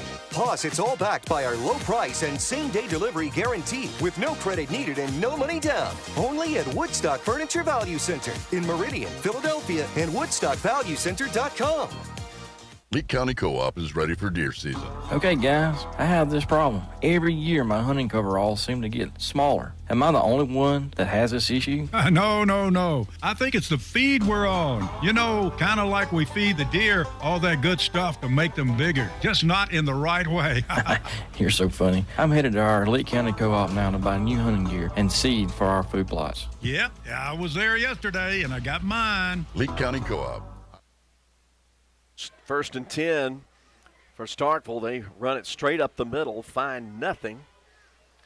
They handed the ball to Daquan Jefferson, senior running back, but Rebels stiffened up in there. Hagan Bobo plugged the hole, no gain. 2nd and 10 Vols from the Rebel 33-yard line after a good punt return. Sure did. First quarter presented by Leake County Co-op. Briggs to throw, flag is thrown. Little hook to the short man, to the slot man, complete at the 28. Tyler Winstead made the tackle, but I think it's coming back. It is holding. Holding the call against the Vols. And it was well played on defense. He threw into double coverage, and made a good play on the ball for a short gain, but we'll take the hold. So 2nd down and 20. No score so far in the Gator Bowl in Carthage. Kosciuszko leading 13-7 over Kemper County. That's all the scores we have for you right now, but we'll update you throughout the evening, especially during the Wendy's halftime. We'll pay some special attention to that. 2nd down. It's 2nd down and about, it's 2nd and 20 from the 43. 2-by-2 receivers, empty backfield. Briggs looks right, rolls out to his left, sets his feet, throws along the seam, but nobody near where the ball went down at about the 25-yard line. Closest receiver was Jackson Rekoff, and nobody had a chance at that one. Rebels had good coverage. Good pursuit by Ben Jackson that hurried that throw going to his off arm. So 3rd and 20. See what Coach Chase Nicholson draws up here. I don't think we had a 3rd and 20 last week, did we? No, I don't think so. This is a good-looking Not play. a lot of great choices on 3rd and 20, but they'll bring some orbit motion around right to left. Play action, throw up the right sideline, one-on-one, a lot of contact. Charlie Brantley going to get called for some pass interference as he was trying to make sure that Luke McKenzie didn't get the ball. So that will not result in a 1st down, however. That's going to be 15 yards, but high school ball, there's no automatic 1st down. Well, the best option is to cover your receiver. The second best option is to tackle him before he scores a touchdown. Yeah, so you haven't given up the 1st down here at least. But it will be 3rd and 5 for Starkville, and they should walk the ball if they do it correctly to the 28. And they did it correctly. So put one on the good side of the chalk one up to the black and white for the men in stripes. Amen. They missed the call on the punt return, but they at least they did the ball placement right. Yes, sir. We'll replay 3rd down. Now just 5 yards to go. They need to reach the LA 23 for the 1st down, and they'll send 2 wide outs. Luke Johnson, the star running back, in the slot on the left. 2 big receivers on the right and an H-back on that side. Quick throw caught by McKenzie. He dodges a couple of tacklers. Now Rebels pursue, push him down inside around the 20-yard line, and that's going to be a 1st down. But Colby Kemp, Camden Marble, Charlie Brantley in there, but good job just doing what they needed to do to get the new set of downs. Good pursuit using the sideline as that extra player. 1st and 10, Starkville. Clock winding under 7 minutes, 20 seconds in tonight's 1st quarter, presented by the Leake County Co-op. Vols lead at 7-0. The Rebels really need a stand here to avoid getting down 2 scores early. 3 wide out, split to the wide side. That's the left, 1 to the right. Johnson, the running back. Orbit motion left to right. Keeper for Bennett. He's got a lane to run in the middle to the 10, and he's caught from behind, tripped up at the 9 by Camden Marble. It's going to be 1st and goal for the Vols. They're in the David Barm Insurance red zone. Gain of, they're going to give him about 11 on the play, 1st down. Nice option look there, and they got the corner sealed. A good lane for the quarterback to run in. Yes. And he's not that big a running back, but he has certainly got some good lateral movement along with decent speed. SA breaks the huddle. Rebels put 4 down linemen. Up to the line of scrimmage. Johnson around the right side, and he is hit and knocked down by Caden Chipley back around the 14.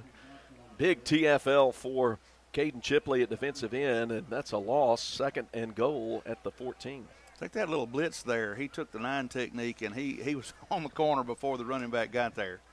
Excellent play.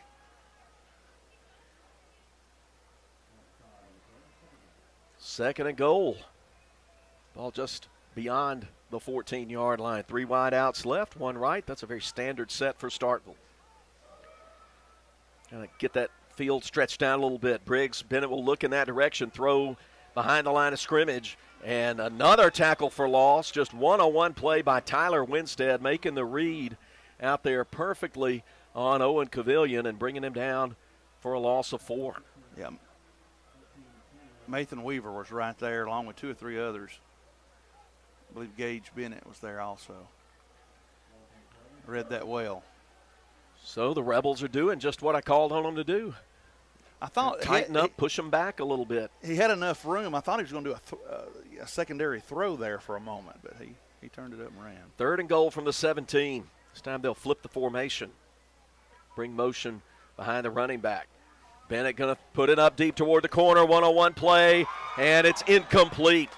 Good job, Charlie Brantley, staying between the receiver and the ball. They had big, tall Luke McKenzie there, and he had it for a second, but it popped out when he hit the ground. Pre-game, their kicker was fairly accurate from 35 and 40 yards. Was this 35? Yeah, right dead center, middle of the field. 35-yard field goal attempt for Nathan Miller, the sophomore. Out of the hold of Bennett. Here's the snap. Here's the kick. Way high end-over-end kick, and it's good. 5 minutes to play in the first quarter. Starkville 10, Leake nothing, back in 60 seconds. Neshoba County Co-op knows that opening day of dove season is one of the most anticipated and popular hunting days of the year. It brings family and friends together. Dove season's one of the first hunting opportunities of fall as the long and hot Mississippi summer ends. Get on over to Neshoba County Co-op today. They've got everything you need to make the big day a huge success. Neshoba County Co-op, 338 Main Street, Philadelphia. He's headed to the end zone.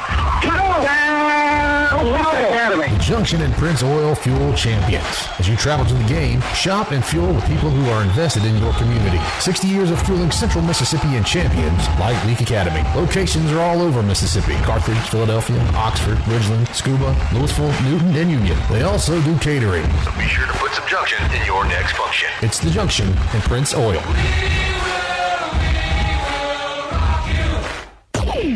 Boswell Media Sports. Morris Pharmacy kickoff. Starkville has taken a 10-0 lead after a 35-yard Nathan Miller field goal. They've had the ball twice, scored twice. They had good field position for the second score and had 1st and goal at the 9, but the Rebels wouldn't let them get any deeper. Miller's kick is an end-over-end kick, drives Brantley back at the 2. He comes up the numbers on the left side, trying to get around a block. Good job getting around that block and tackling him from behind by Beckett Leslie. And again, the Rebels will start with field position behind the 20-yard line, 1st and 10 at the 18. But that was a performance therapy reset I gave you right before the kick. 10-0, 4:55 to play in the first quarter. Rebels went 3 and out in their only possession. George Wilcox has Camden Marble at his right hip. Has 2 wide outs to the right, along with an H-back on that side. Looks at 3 down linemen and another man down, standing to Wilcox's left. Handoff, room to run to get to the 20, up to the 21 by Marble before he's wrapped up by Trace Love. Gets about 3 on first down of the 21, 2nd and 7. If you get 3.5 yards on every play, Scott, nobody can beat you. That's what I always say. That's the The way. math always holds up, but there's always those negative plays and those penalties. 2nd and 7, as they did pick up every bit of 3.5 there. Play fake. Throw in the flat and dropped immediately after catching the ball as Mathen Weaver, but well read defensively. That was, I think that was, again, Owen Cavilla, and I keep calling his name. Those numbers are harder to read than I thought they would be. Yes. Because the lighting is not as good as I expected it to be. I'm just going to be honest. But positive yardage on the play up to the 25. Rebels have 3rd and 4.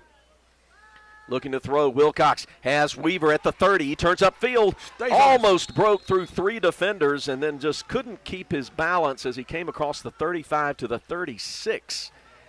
And that's a gain of 11 yards and a Central Mississippi Animal Clinic first down for the Rebels. 3:50 on the first quarter clock. The Rebels up to the line of scrimmage quickly. Ben Jackson split out to the right along with 2 slot receivers. And Wilcox wants to throw, but the play is blown dead. And then a bank of lights went out on the far side, and it's going to get even harder to read the numbers. One whole stand of lights on the visitors' side. They have 3 across there, and the one to our right has gone out. It's illegal procedure against the Rebels. But we got bigger problems than that. Well, as we turned the light on in here, that bank of lights went off. I hope they don't blame that on us, Russ. We'll pause, and the officials are calling timeout. They'll call the heat timeout, I guess, with 3:40. Anyway, we're in timeout here. Rebels trail Starkville 10-0 back in 60 seconds as Leake Academy football continues. Carthage Veterinary Clinic, how may we help you? Hey, I have a new puppy and I need to bring her in for vaccinations. Oh, what's her name? Ellie. We're so glad you called for an appointment and look forward to meeting you and Ellie. This is Dr. Brooke Bobo, and we at Carthage Veterinary Clinic are glad to schedule you an appointment for you and your pet. That way we can give you the time that you deserve. Carthage Veterinary Clinic, Highway 16 West in Carthage. Find all our contact info on Facebook or Google. Before you begin those do-it-yourself projects outside your home or business, be sure you know where your underground utilities are located. Always call before you dig. One easy phone call to 811 can protect you from injury and expense. Plus, it's the law in Mississippi. Make the call and avoid serious or fatal injury. For more electrical safety tips, contact Central Electric Power Association, serving you since 1937, an equal opportunity provider and employer. I sure do like my new hunting rifle. I bought it over at Ozark Ag. When I went in, they had such a great selection. Took me a while to make up my mind. I have it sighted in now, and I'm ready for the big bucks. Tomorrow I'm going back over to Ozark Ag and stock up on ammo. While I'm there, I just might check out those deer stands. Hey, honey, I know you're listening. Make sure you shop for me at Ozark Ag. They're on Highway 16 West in Carthage. T&K Farms Wood-Mizer is Mississippi's Wood-Mizer sawmill equipment dealership. T&K Farms Wood-Mizer sells the complete Wood-Mizer equipment line from small personal sawmills to the industrial equipment lineup. T&K Farms stocks parts and has experienced factory-trained service technicians with both in-shop and mobile service available. See T&K Farms Wood-Mizer to start your sawmill business today. Credit cards are accepted for all services. Like them on Facebook. T&K Farms Wood-Mizer, just off Highway 25 at 1128 Liberty Road, Louisville, 662-803-4332. Boswell Media Sports. We are still in a light issue, but it looks like the officials are calling the players back. One of the stands of stadium lights on the visitor side to our right went out. The Rebels are on that end of the field playing with second down and first and 15. And it looks like we're going to play in worse light than we had. Had complained about one play before. Yes, sir. Well, these things happen. Okay. Sometimes you just got to play through. First and 10. 3 wide receivers left, 1 right. Wilcox going to look to the left, throws short and underneath to Weaver. Got it at the 35, now to the 40. Breaks a tackle, 45, 50. Getting around, spinning, staying on his feet, 35, and finally dragged down just short of the 30-yard line. They'll mark him at the 32. What a job of running after the catch by Mathen Weaver. 31-yard gain. Gain of 31 on a Central Mississippi Animal Clinic first down. Under 3.5 minutes to play in the Leake County Co-op first quarter, and the Rebels are in Vol territory for the first time. Wide side of the field to the right. Handoff, Brantley, he's in trouble. Flag is down. He's trying to get to the corner. The outside gets hit along the far side inside the 30, but I think we're going to have a hold. Thrown in that vicinity. Holding against L.A. Good job by Charlie Brantley to get to the corner because he certainly had some guys in blue grabbing at him early. He made 2 excellent moves to get to the corner and would have been a positive gain. But still, we need to talk about that Mathen Weaver run after the catch along the near sideline. I think 5 different Vol defenders had him by the jersey at one point or another, had their hands around his waist or his arm or something, and he just kept breaking free. About 25 yards after contact. First and 20. Now from the 42. Yak yards. Yards after the catch. Matthew now will split wide to the left. Jack Harkins in the slot to the left.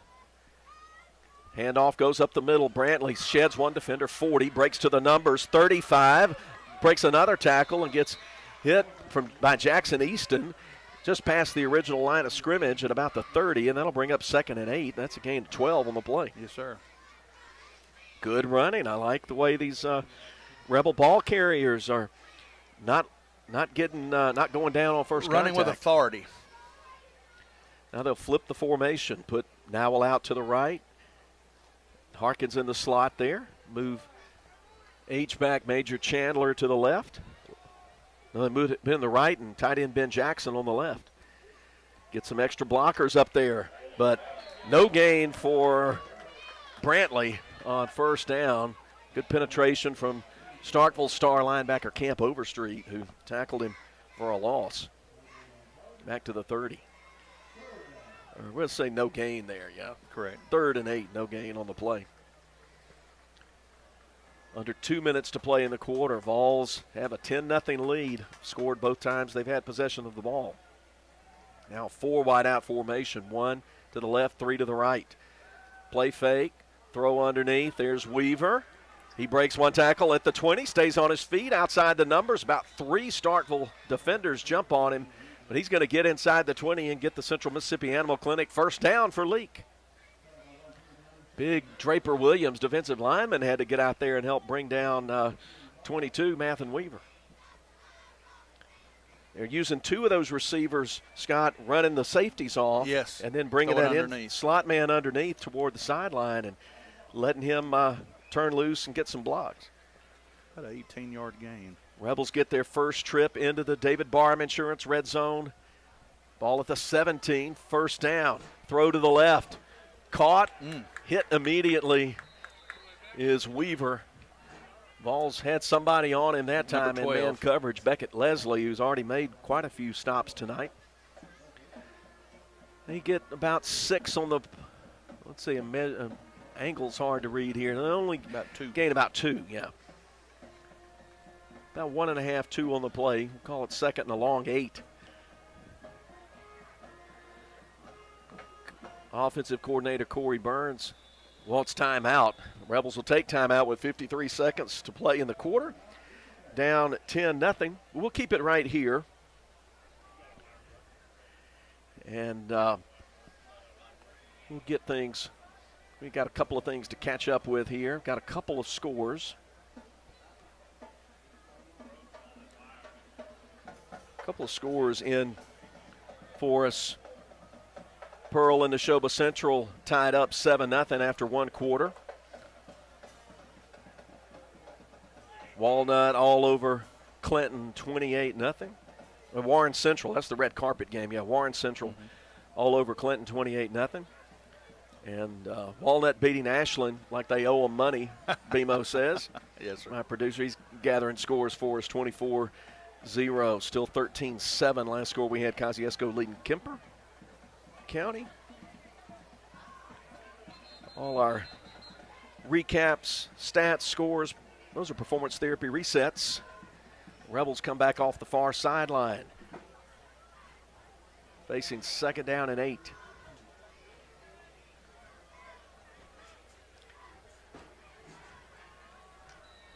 And they'll line up on the left hash. Now we'll split out to the left. Harkins, Jackson, Weaver to the right. Handoff goes right side to Charlie Brantley. And he's going to scamper between the hashes down close to the 10-yard line. He picks up 5 and will leave the Rebels in 3rd and 4, just short of the 10. The Rebels probably run at least one more play here in the quarter. They're not going to get the benefit of the long play clock here. In fact, the play clock's not even working, at least on our end to the right. I haven't seen it. And it's completely blank to the left. 4 wide out set. Setting his feet to throw. Nobody there. Rolling out to the left is Wilcox trying to set his feet. He's going to get hit at the 15 and driven back. Just taking too long out there. And there was Jackson Easton again making a big play for Starkville on what should be the final play of the first quarter. We'll take a break. Starkville Academy 10, Leake Academy nothing after 1 quarter. Leake Academy football continues after this. Premier Medical Group, PMG. PMG. Good health is our priority. Did you know you do not have to drive for specialized care? Premier Medical Group in Kosciuszko partners with specialists in urology, cardiology, neurology, and orthopedics. Have your primary care provider refer you to a PMG specialist today. Premier Medical Group, PMG. Good health is our priority. Neshoba County Co-op knows that opening day of dove season is one of the most anticipated and popular hunting days of the year. It brings family and friends together. Dove season's one of the first hunting opportunities of fall as the long and hot Mississippi summer ends. Get on over to Neshoba County Co-op today.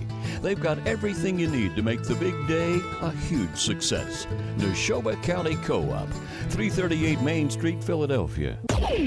Boswell Media Sports. Start of the second quarter from Starkville. Your Rebels trail the Vols of Starkville Academy 10-0, but the Rebels are in the David Barham Insurance red zone. They're facing a fourth down and looks like officially 8 yards. Haven't seen the stick dropped yet. Yeah, it's going to be fourth down and 8. Ball on the left hash at the 15-yard line. It looks like the lights are coming back on. They're in the dark zone versus the red zone right now. Just looks like 2 of the 7 bulbs are warming up. The Rebels are going to go for it. Need to get to the 8 for the first down. And they'll get 5 of them the easy way as a hard count got Draper Williams of Starkville to jump offside. Well, you're halfway home. 3 yards to go. And now, looks like some personnel shifts going on. They're going to split Ben Jackson out to the right. Bring in Kobe Kemp. They're going to bring in the goal line set. 4th and a long 3 from the 11. And then the Rebels move early, give the 5 yards back.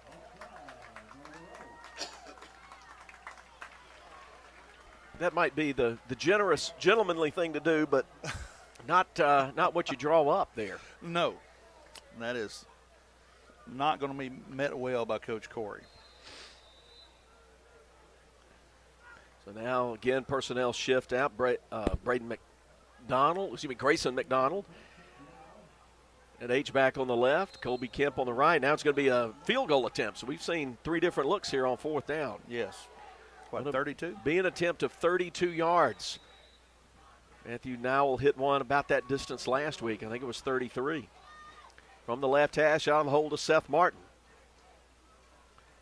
Everything set. Placement, kick, heading to the post, and it's good. 11:54 to go, second quarter. The Rebels on the board. They trail 10-3. Back after this with the Moore's Pharmacy kickoff.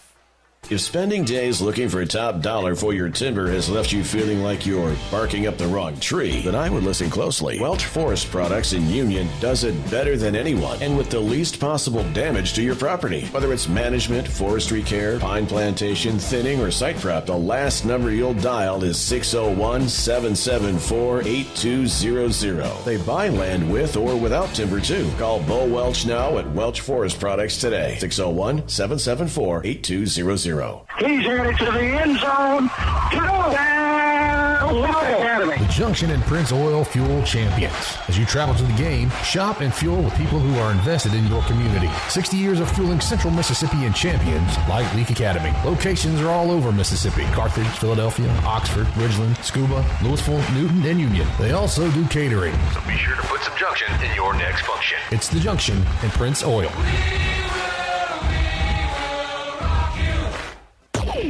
Boswell Media Sports. Matthew Nowell ready with a Moore's Pharmacy kickoff, left to right after the Rebels field goal. Everything ready? Kicks a high kick, middle of the field, taken at the 10-yard line. Coming to the middle is Thomas. Thomas spinning, gets free from one, but then Camden Marble with a nice job wrapping him up and driving him to the ground at the 27-yard line. The Rebels went from the 18-yard line into the David Barham Insurance red zone, had to settle for 3, but there were some interesting stats along the way there, Scott. Yeah, quarterback went 5 for 5, 69 yards. Suffered 2 sacks on the drive for -7 yards and made that back up with some well-timed plays on that, as you said, that little out route. That's a performance therapy reset, 33-yard field goal from Matthew Nowell, 10-3. Our score, second quarter, still at the dark end of the field. Bennett throws and out of the hands of the receiver, incomplete, through to his slot receiver, Creed Pierce, along the seam on the right side. Just a short route, but he dropped it as he turned upfield. Well defended by Grayson McDonald. He was there for the tackle and I think contributed to that drop. At least his steps did. Incomplete, 2nd and 10. Rebels have Pete Peebles, Owen Hitt, Hagan Bobo. Then they move Caden Chipley around from one end to the other. 4-man front, motion coming right to left. Play action. They throw the same route, different receiver again, complete, past the 35, and then grabbed around the shoulders and shoved out of bounds along the 37-yard line, complete. It's going to be close to the first down. Yeah, tackles by Kemp and Bradley forced him out. I think that was Cavillion on the catch. And they're going to say 3rd and very short. No measurement coming up. 3rd and inches. Opening minute of the second quarter. One wide receiver right. They'll bring 2 out to the left and an H-back. Rebels crowd in the line of scrimmage. Bennett takes the chest-high snap. Hands off. Rebels hit him in the backfield and drop him behind the line of scrimmage. I believe so. Yard loss. Jefferson, the running back, just taken down behind the line of scrimmage. Loss of about half a yard. I couldn't see which white jersey got back in there. It looked like Grayson McDonald, playing at linebacker, came up and filled that hole. So 4th down and now about a yard plus, and the punt team's coming out. That was a big stop for the Rebels. Seems like they're playing with their feet under them a little more passion, a little more confidence. Tanner McKee ready to punt, standing at his own 23. Fake it's punt. A fake. Goes to the up man. He's got the first down up the middle, breaking through 50. Into Rebel territory is Luke Thomas.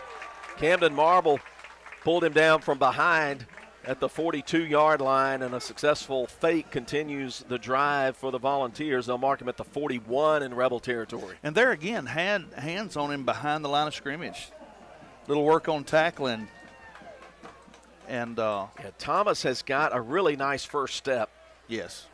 And he's up in that hole all of a sudden. And when he plants, it's north and south.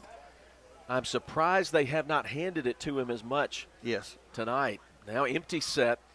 4 wide receivers and an H-back for Bennett. He turns, throws high. Ball pulled down McKenzie at the 40, heading to the 35 far side. And then a one-on-one tackle in front of the Leake bench made out there by guess who, Camden Marble. Yep. Camden is making a whole lot of tackles. And that was a good time in the route. That was a gain of 8. That was almost overthrew McKenzie, but he's extra tall with long arms, so he has a little margin for error there. From the right hash, 2nd down and 2 for the Vols, leading by a touchdown. Keeper Bennett, that's what he scored the touchdown on. He gets good yardage, gets the first down to the 25. Colby Kemp and Grayson McDonald up out of the pile that brought him down, but it's a first down, Starkville. They're not going to let him to the outside tonight. That's one improvement from last week. They're not going to give those sidelines to him. Luke Thomas checks into the game. He's had a run of about 50 yards on the second play of the ball game. Maybe it was the first play. Either way, it wasn't good. 1st and 10. Ball at the 24-yard line. We'll call it the 25. Hand off to Johnson. He's hit. Gets a couple of extra yards. Does a good job keeping his legs turning, but the Rebels turn him back. Winstead, McDonald, and Bobo getting hands on him. Bobo met him in the hole, did not let go. Still got a 5-yard gain. Getting a rest to the sideline after that play, too. Briggs Bennett pays a quick visit to the sideline, comes back out. 8:13, clock ticking, second quarter. 2-by-2 receivers. Thomas at his right hip on 2nd down and 5, maybe 6. Play fake. Throw toward the end zone, right side. That's 101 a push play. in the back. That's a push in the back. Yeah, it was a push in the back, but it's caught for a touchdown. The receiver pushed Charlie Brantley out of the way, and then the ball was juggled and then caught in the right corner of the end zone. Touchdown for Starkville. But Brantley had the coverage, was in front of him, and was pushed out of the way for the catch. Now, you can't blame the player. That's someone else's responsibility to call that. Yeah. But that one should be coming back, but it won't be. Here's the extra point attempt from Miller. And it's through and good. 7:57 to go, second quarter. Starkville extends the lead 17-3, back in 60. If spending days looking for top dollar for your timber has left you feeling like you're barking up the wrong tree, then I would listen closely. Welch Forest Products in Union does it better than anyone and with the least possible damage to your property. Whether it's management, forestry care, pine plantation, thinning, or site prep, the last number you'll dial is 601-774-8200. They buy land with or without timber too. Call Bo Welch now at Welch Forest Products today. 601-774-8200. He's headed to the end zone. Touchdown, Leake Academy. The Junction and Prince Oil Fuel Champions. As you travel to the game, shop and fuel with people who are invested in your community. 60 years of fueling Central Mississippi and champions like Leake Academy. Locations are all over Mississippi. Carthage, Philadelphia, Oxford, Ridgeland, Scuba, Louisville, Newton, and Union. They also do catering. So be sure to put some Junction in your next function. It's the Junction and Prince Oil.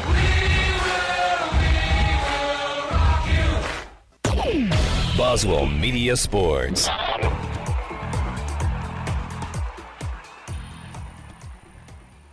Leake Academy trails 17-3.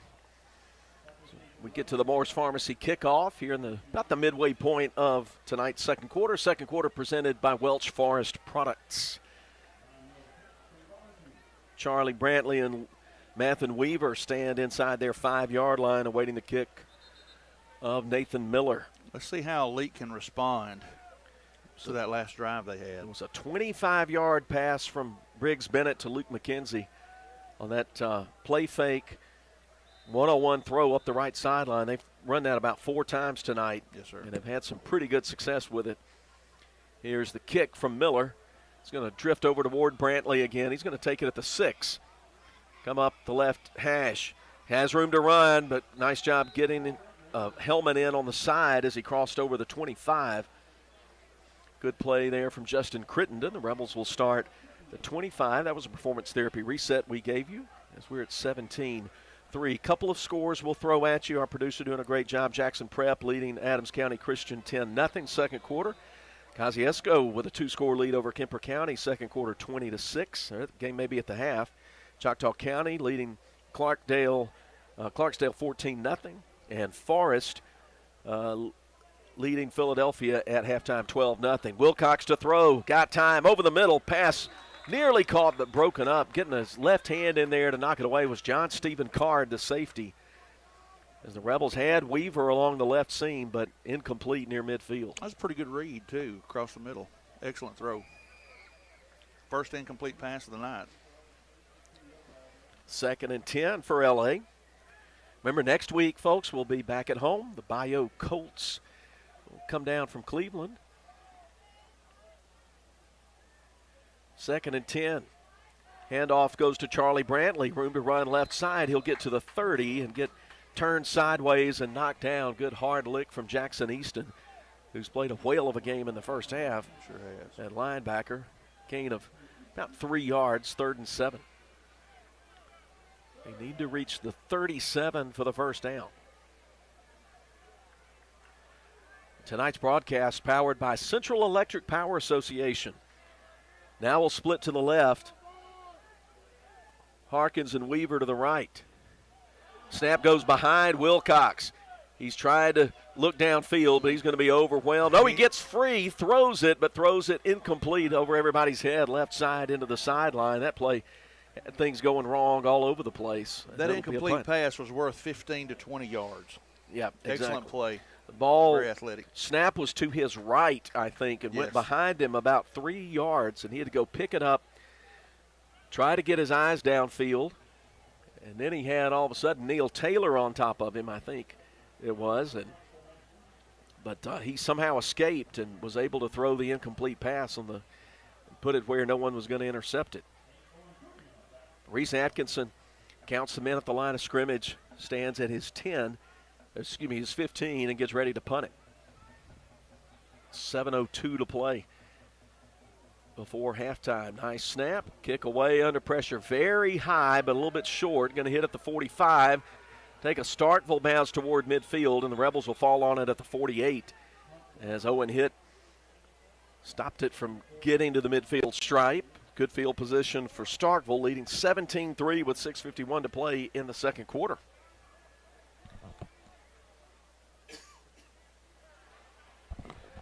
Stay with us for the Wendy's halftime. And my halftime guest is already here. He's been here for a long time. Yes, sir. He's sitting to my right. Ready to talk about FCA for a little bit. We'll talk about Fellowship of Christian Athletes with Scott Engel, who sits in the Gilbert Barham color commentary chair. And that is presented by Rosebud General Store. We appreciate their sponsorship. Got game paused. They may have taken a heat timeout here, but I'm not now, quite Rosebud, sure. The store is on 492 between Sebastopol and the back way to Carthage. I had bloodhounds several years ago. I invested quite a bit of money with their dog food. We appreciate them joining in this year, sponsoring Rebel football. Glad to have the seat. Starkville 17, Leake 3. It's 10-0 after one quarter. Starkville looking to score points again. They got their drive extended by a fake punt near midfield. From the 48, Bennett with an empty backfield. Going to keep it all the way, and the Rebels read it and bring him down at the 46. Loss of 2 on the play. 2 Rebels got in the backfield. Credit Tyler Winstead with the tackle, but Camden Marble knifed through there and busted up that play. I think Peebles was back there also. No, it was Tyler Winstead. You're right. Second down and 12. Tackle for loss. 3 wide outs left, 1 to the right. Running back to the right of Bennett. Hand it to Thomas coming around the left. Flag is thrown into Rebel territory. 40, 35, near sideline. Breaks through, 25. McDonald will grab him from behind inside the 20-yard line or so, but I think this one's coming way back. Bobo was held on that defensive end, which caused that to spring forth. The referee standing at the 47-yard line in front of the flag, and holding is the indication against Starkville. The Rebel fans cheer. But there again, just shows you the tremendous speed of this senior Luke Thomas. Luke Johnson. I called him Thomas. Actually, junior Luke Thomas. Ran for 243 yards last week against Escambia Academy from Alabama.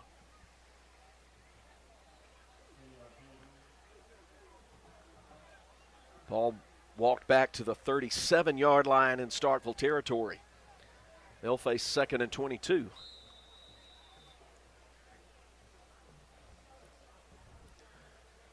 The light bank is completely up and going. There we go. McKenzie, the dangerous receiver, split wide right. Braden Frazier to the left. 2 receivers in the slot to the right. Johnson, the running back. Orbit motion coming around. Bennett looks inside. Nothing there. Going to roll out. Being pressured by Winstead. He's grabbed him by the jersey. Hurls it upfield into the Rebel sideline. Incomplete. Great pressure, and getting over there to pat him on the helmet was Coach Josh Ray, I think. It went behind the yard marker for the line of scrimmage. Coach is adamant about that. Yes. Yeah, Coach Pickens coming over there to say, now they throw the flag. Right. There we go.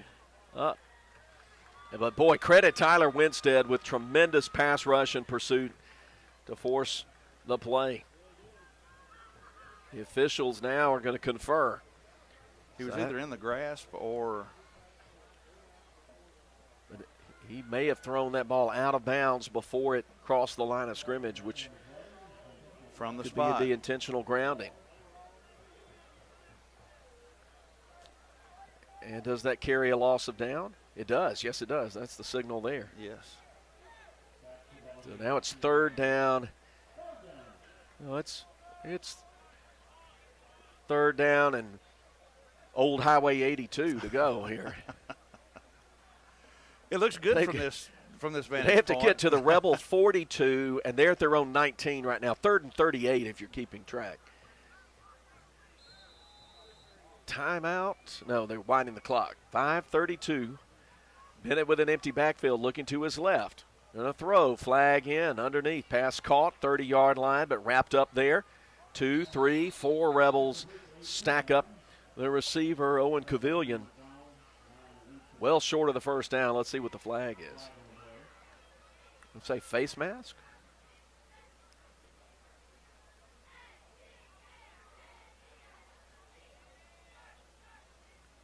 They came over to Coach Chase Nicholson on the near sideline to tell him. So I assume it's against Leake.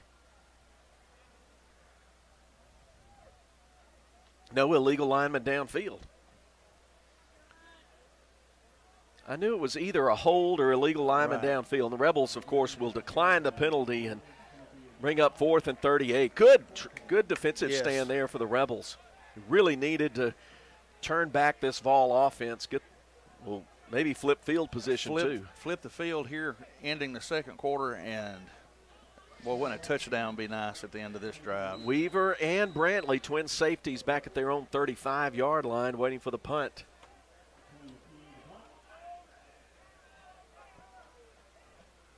This time it is going to be a punt off the left foot. Low kick, hits at the 40. Brantley will decide not to take it. It'll roll inside the 30 and die at about the 28-yard line. So a good punt from Starkville, but the Rebels will have it at their own 28, trailing 17-3, 5:11 to go in tonight's second quarter, presented by Welch Forest Products. Well, Scott, the Rebels still have not been able to establish a steady run game. They've gotten a couple of good runs from Charlie Brantley, kind of running, cutting back, cut-back type runs, or a couple of sweeps that have gotten some yards, but haven't really been able to get that push up front that you want. Yeah, it's hard. You mentioned 3.5 yards in a cloud of dust, and you never lose. It is hard to do that, and it seems like when they've taken the time to try to throw some, it looks like they've dialed in on him after that 5-for-5 first quarter, and 2 sacks really killed the drives.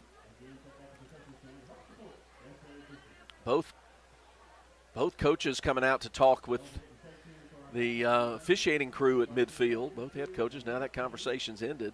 I think maybe the athletic director from Starkville out there as well. I'm not sure what the subject of the conversation is, though. It's something that has to do, they're talking to the Rebel fans. Coaches are saying something.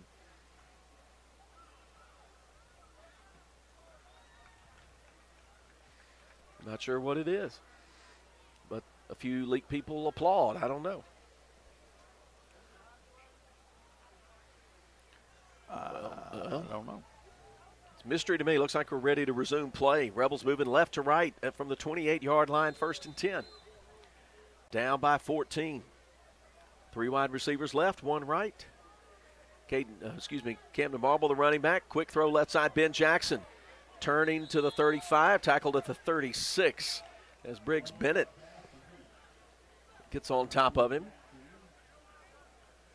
So Bennett playing on the defensive side some here in the second quarter. And they pick up about 7 on the play. All the 35, 2nd and 3.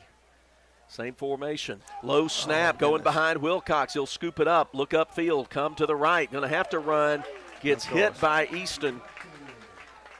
Sacked back along the 30. Looked for somebody to unload it, and there was no receivers downfield. And all the patterns were going left into the middle of the field. He had nothing there. It's going to be 3rd down and about 8, maybe 10. Yeah, they're going to put it right back at the original line of scrimmage, 3rd and 10. Loss of 7 on the sack.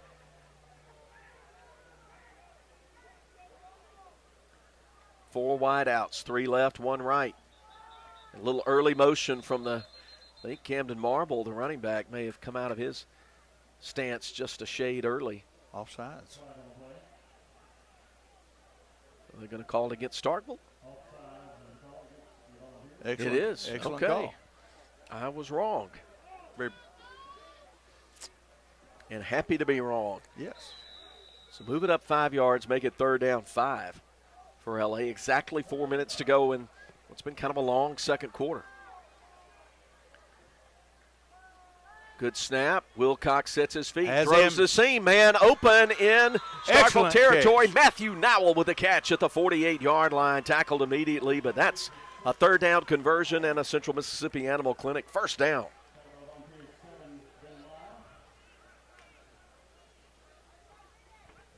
.22-yard reception. Good catch. Gain of 22, 1st and 10 for LA. Wilcox back to throw. Puts it up deep right side looking for Weaver. He turns, goes through his hands, uplifted hands over his head near the 20-yard line. Had a little bit of daylight there, separation from the DB, but the throw was a little high, incomplete, 2nd and 10. Good call, stopping the clock. 3:41 to play in the quarter, 2nd and 10 from the Starkville 48. 1 by 3 receivers, handoff.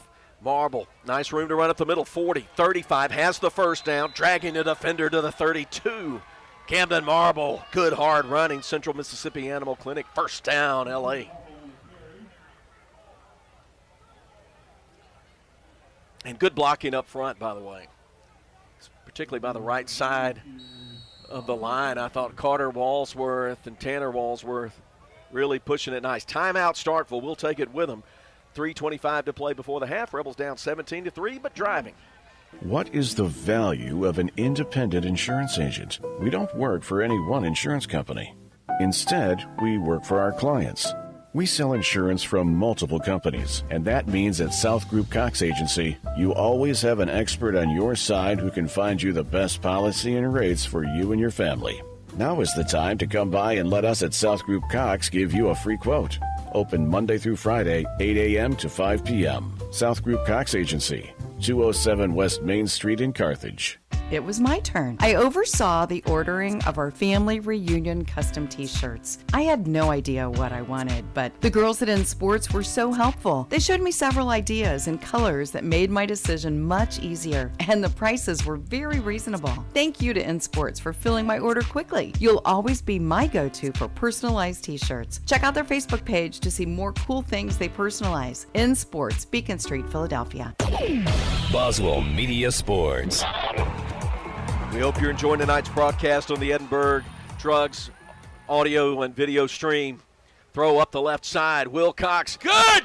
Pass nearly hauled in at the 10-yard line. Big one-hand extension from Matthew Nowell, but he couldn't bring it into his body. It's incomplete. That was a beautiful throw. Did the old hitch and go, and corner bit and recovered fairly well.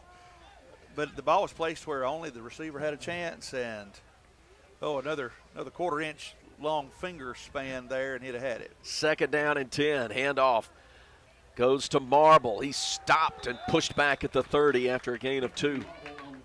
3rd and 8. Credit Beckett Leslie, the linebacker, with popping Marble right there on the right side. 3rd and 8 for LA at the 30. Under 3 minutes to play in the second. Vols 17, Rebels 3. Harkins split out to the left. Weaver in the slot to the right. Ben Jackson wide. Stand of lights goes off again. They're told they're going to turn them all off during halftime. Play action. Throw, no fake. Now the ball's loose inside the 30, but getting on it is QB1, George Wilcox. Set a flag down. No, they're going to rule it an incomplete pass. So they'll say his arm was going forward when it was Maybe he was hit from behind or hit on the arm as he was throwing forward. They put it at the 30, incomplete, 4th down and 8 with 2.5 minutes to play. Okay, that was a player's towel on the ground. In the Netherlands without lines.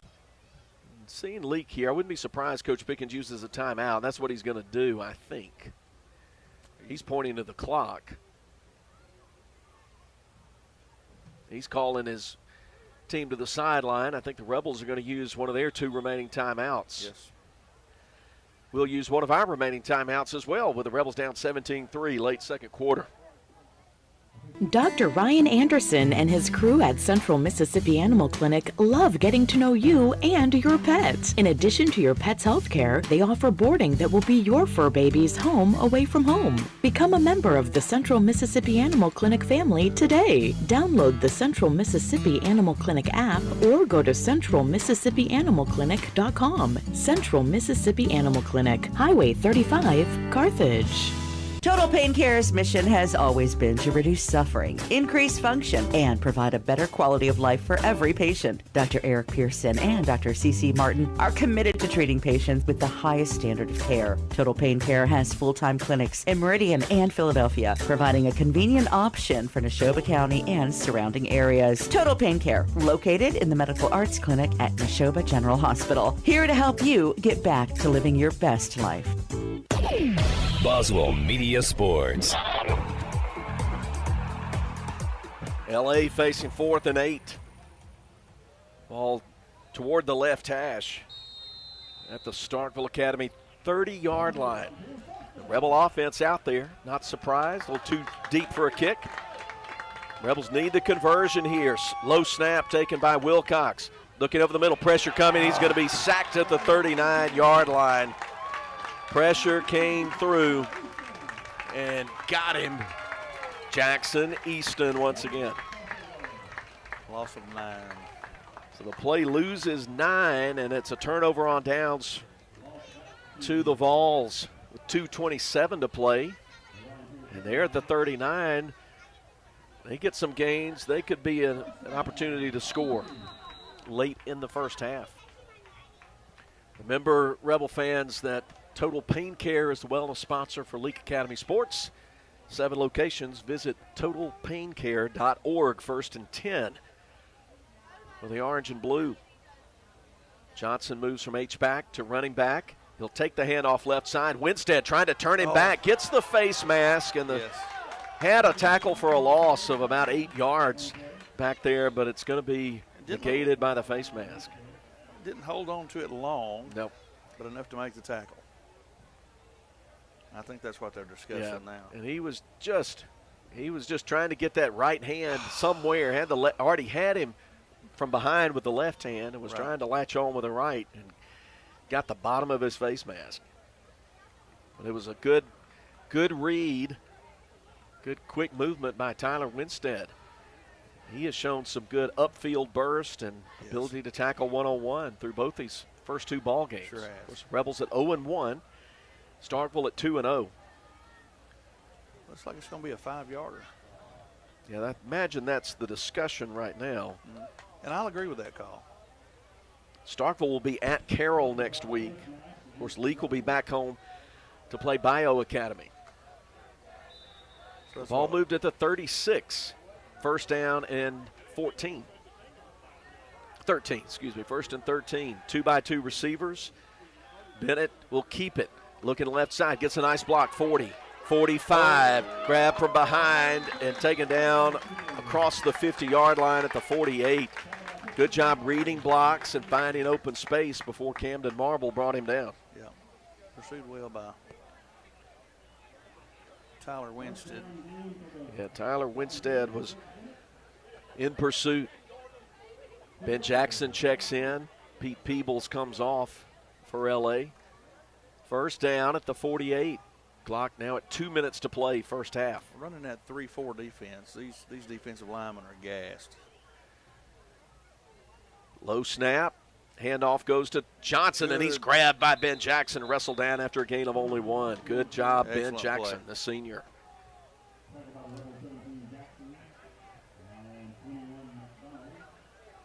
Second down, 9. 95 seconds to play in the half. They put Johnson in a slot to the left with 2 other receivers, split one to the right. Bennett's going to keep it all the way, 45, cuts inside 40. Marble spins him after getting him around the waist, about the 40-yard line, and it's going to be 3rd and short. Winstead turned him in, excellent play. Just didn't have quite enough help quick enough with the linebacker crew. Back they'll give him the 39. 3rd down and about a yard and a half. They'll put Johnson at running back on the right side. H-back on the right as well with 3 receivers. Handoff Johnson. Ben Jackson grabs him from behind. Short gain, but looks like it's going to be just enough to get the first down. With 51 seconds to play. It will indeed be a Volunteer first down. The 37-yard line. The chain gang told to move. Clock moving again. 1st and 10 in Rebel territory at the 37. Bennett in an empty backfield, wants to throw up the right side. There's that 1-on-1 match again. And this time Brantley gets the best of it. Good no incomplete call. At the 10. Yeah, the good no call. Yeah. Charlie Brantley has been tried and tested. Yes. In the first half tonight. Yes. Last time he was tested, he was in front of the receiver. This time, right on his heels. Yeah, I think somebody had a cheat sheet on the test yes. that time earlier this quarter. Well, he had help last quarter. I'll just be honest with you. But that was a good play. 2nd and 10, Vols with 36 seconds to play. Rebels desperately need to keep them from scoring before halftime. Bennett with 3 wide receivers. Steps back, throws under pressure. Nice spiral left side, throwing through the hands of the intended receiver. Left side incomplete. Matthew Nowell had good coverage back there on Creed Pierce, the intended receiver. 3rd and 10. Excellent play. Test them right and test them left. What do you do now? Test the middle? Maybe. They have not thrown much over the middle. They like to throw outside the numbers. No, they've got most of the yards up the middle running. They've got the long receiver, Luke McKenzie, split to the left. Got another long receiver, Braden Frazier, split to the right. Rebels look like they're manning up on the corners. 3rd and 10. Bennett's going to swing it out to Luke Johnson, left side, but the Rebels are on it. Ben Jackson made sure he did not reach the 35, gets him out of bounds, stops the clock with 25 seconds. Gain of only about 2 on the play. 4th down. Good job, Rebel D. Ben Jackson coming out and Major Chandler coming in for what's surely going to be a 4th down offensive play. Timeout. And timeout Starkville. We've had a lot of them tonight. And I got to say I appreciate this officiating crew more than the ones we had last week. 60-second timeouts last week were about 35, 40 seconds. And we had to cut commercials short and misplace. This group has been pretty much right on 60, which those of us who worry about the money yes, sir, appreciate. Well, you've certainly done a good job cycling and recycling through the I'm just glad so many businesses all through Leake County, Neshoba County, Newton and Scott County, and places even beyond support the Rebels like they do.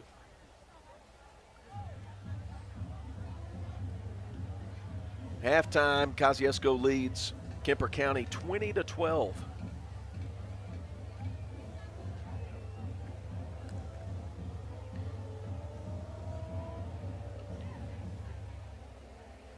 Stay with us for the Wendy's halftime. Here come the Vols. Here come the Rebels to the line of scrimmage. Somebody zooms up Louisville Street. 25 seconds to play. Empty set in the backfield. Motion coming right to left.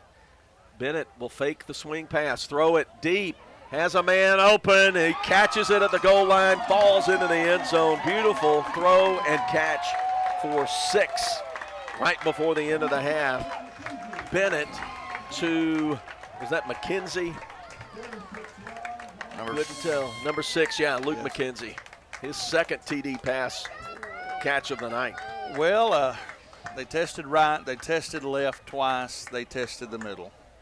Yep, you called it. And they did.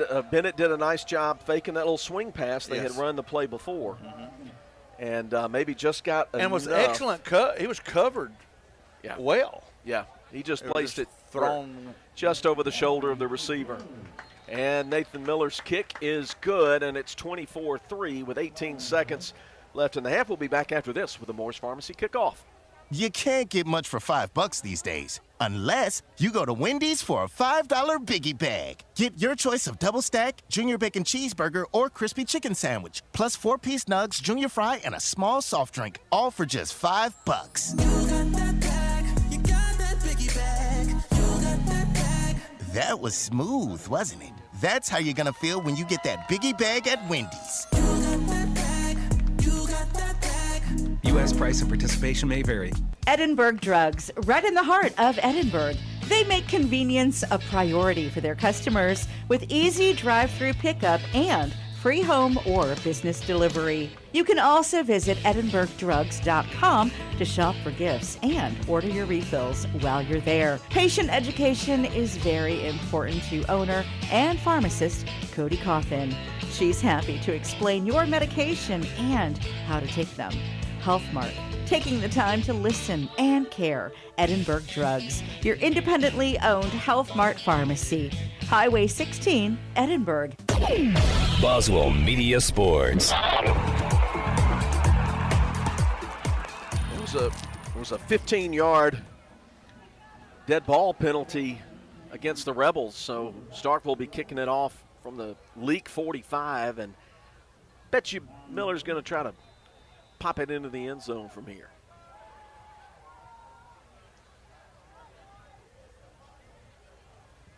He does. He kicks it as deep as he can, and they're going to let it hit about 2 yards behind the back line of the end zone. 18 seconds to go. The Vols make a big score, cashing it in for 7. 24-3 the score, after they put together another nice drive and get the 35-yard pass from Bennett to Luke McKenzie. Second time they've hooked up for 6 in this quarter. 24-3 after the Miller PAT. That's a performance therapy reset.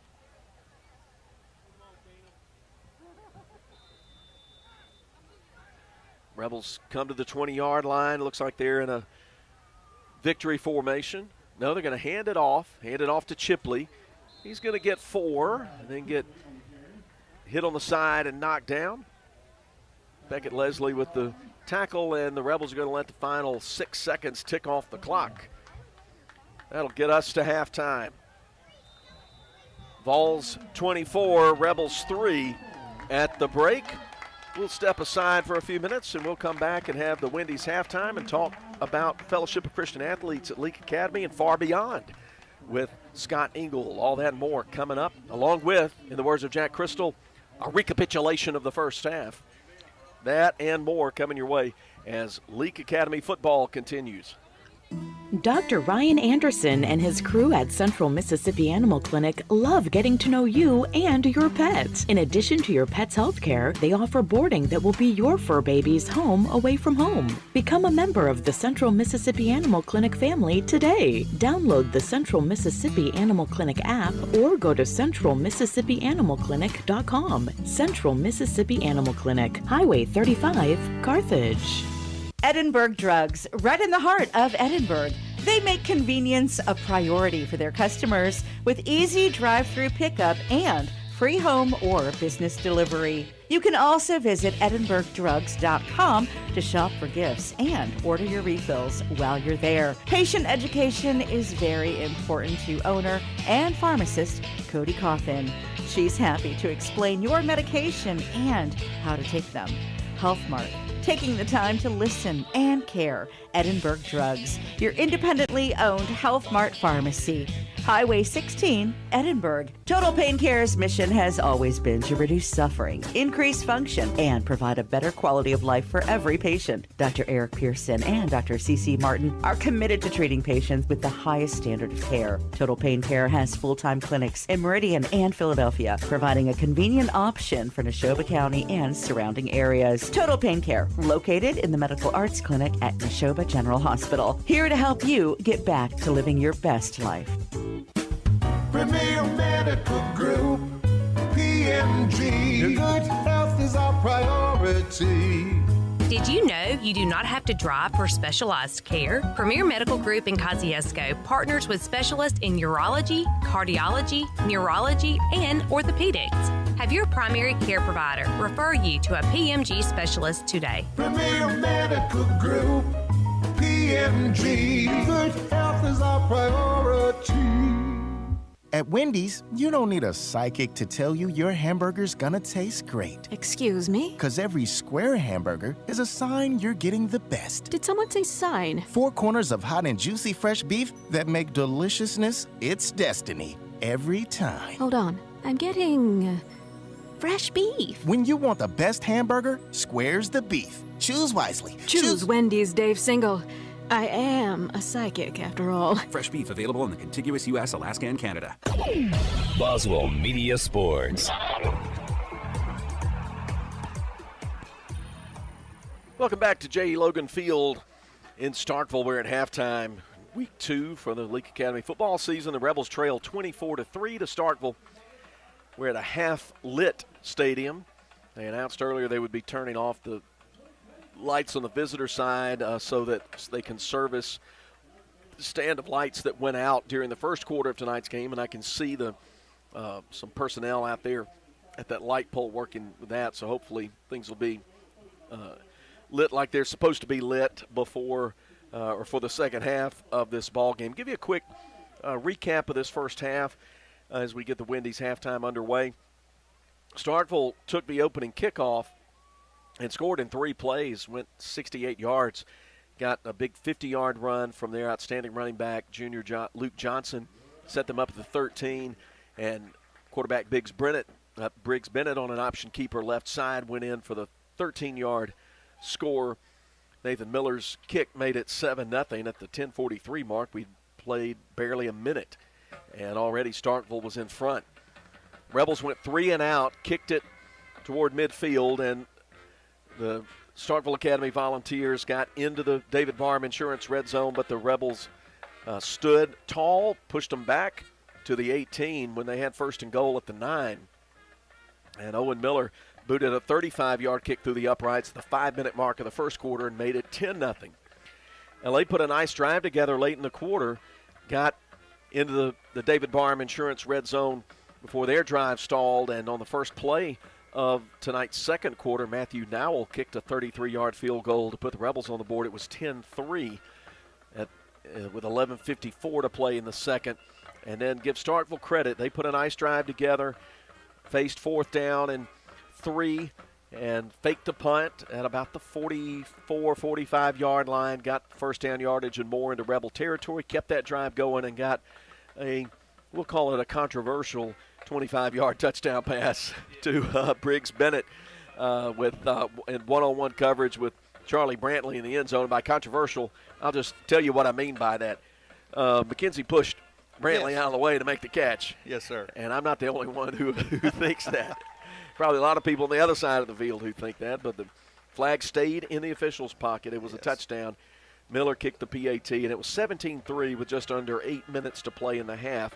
Teams exchanged possessions. The Rebels got a nice drive late in the quarter, got to about the 30, but couldn't move close enough to attempt a field goal. Turned it over on a sack on 4th down, and the Vols made hay, got it down to the 35-yard line in Leake territory, and on a 3rd down play, got a 35-yard touchdown pass up the right seam. Again, Bennett to McKenzie on the connection. Scored with 18 seconds to play before halftime. Successful kick made it 24-3. That's where we stand at the half. That's a performance therapy reset of tonight's first half. We're going to take one more break. And then we'll come back and we'll talk with our special guest, our interview segment of the Wendy's Halftime. Scott Engel will talk to us about FCA. Stay with us. More Leake Academy football coming your way from Boswell Media Sports. West Side Body Shop says, let's face it, stuff happens. And when it does, they can take care of damage as small as a chip in your windshield all the way up to full collision services. Insurance claims are always welcome too. Just be sure your first stop is West Side Body Shop in Philadelphia. They also specialize in truck accessories, including toolboxes, visors, Nerf bars, and winches. They make your ride look cool. West Side Body Shop, just off Beacon Street on Waterview Lane, right behind the Huddle House in Philadelphia. He's headed to the end zone. Academy. The Junction and Prince Oil Fuel Champions. As you travel to the game, shop and fuel with people who are invested in your community. 60 years of fueling Central Mississippi and champions like Leake Academy. Locations are all over Mississippi. Carthage, Philadelphia, Oxford, Ridgeland, Scuba, Louisville, Newton, and Union. They also do catering. So be sure to put some Junction in your next function. It's the Junction and Prince Oil. Leake County Co-op is ready for deer season. Okay, guys, I have this problem. Every year, my hunting coveralls seem to get smaller. Am I the only one that has this issue? No. I think it's the feed we're on. You know, kind of like we feed the deer all that good stuff to make them bigger, just not in the right way. You're so funny. I'm headed to our Leake County Co-op now to buy new hunting gear and seed for our food plots. Yep, I was there yesterday and I got mine. Leake County Co-op, Highway 16 in Carthage. Register to win a 70-inch smart TV during the end of summer savings sale at Woodstock Furniture Value Center. Bedrooms plus free mattress $7.98. Living rooms just $6.98. Dining sets only $3.98. And queen mattresses $1.99. Kings $2.99. Plus, it's all backed by our low price and same-day delivery guarantee with no credit needed and no money down. Only at Woodstock Furniture Value Center in Meridian, Philadelphia, and WoodstockValueCenter.com. Boswell Media Sports. Welcome back to the Wendy's Halftime, the Starkville Academy Band performing on the field. We're going to talk with Scott Engel now in the Wendy's Halftime. Scott is our new Gilbert Barham color commentator. That honor made possible by the good folks at Rosebud General Store. And Scott is the East Mississippi Area Director for Fellowship of Christian Athletes. And Scott, things that I've paid attention to about that work and that ministry, one thing tells me is spreading out a little bit, isn't it? Yes, sir. We're growing day by day. FCA started in 1954, a dream by a basketball coach to use the platform of sport and athletes that have some exposure to use that to proclaim the gospel to spectators, to people, not only the people but the players and especially the coaches. And in our area, we were one of the fastest growing areas in our 4-state district from 2000 to 2022. Our 9 counties divided. Dalton Smith's doing a great job in the greater Meridian area, which is Kemper, Lauderdale, Clark, and Jasper. And starting May the 1st this year, we have a concerted effort for the next 24 months to grow East Central Mississippi FCA, which is Newton, Neshoba, Leake, Scott, and Smith County. And we've got 2 full-time representatives, Erica Williams, that covers East Central Community College in Newton County. I help her cover Newton. I cover all 5 counties to somewhat degree. We're hiring Jason Willis from Neshoba County. One of he's bivocational youth minister at Trinity Baptist Church, and the kicker for Leake Academy is one of his youth members. And then we have Kyle Wolf that is responsible for ministry within Leake, Scott, and Smith. And that's one reason I accepted your call to sort of walk with you this year with the broadcast, is to get a little closer to the coaches and players at Leake Academy. What's the mission statement, vision for this FCA ministry in East Mississippi? Well, altogether, the vision of FCA is to see the world transformed not by coaches and athletes. You know, there's some coaches and athletes I'd be careful to put my kids or grandkids in front of them, but to see the world transformed by Jesus Christ through the influence of coaches and athletes, And it's our job, as whether you're a director, representative, ambassador, volunteer with FCA, to try to lead every coach and athlete and anybody that's in their presence into a growing relationship with Jesus Christ and His church.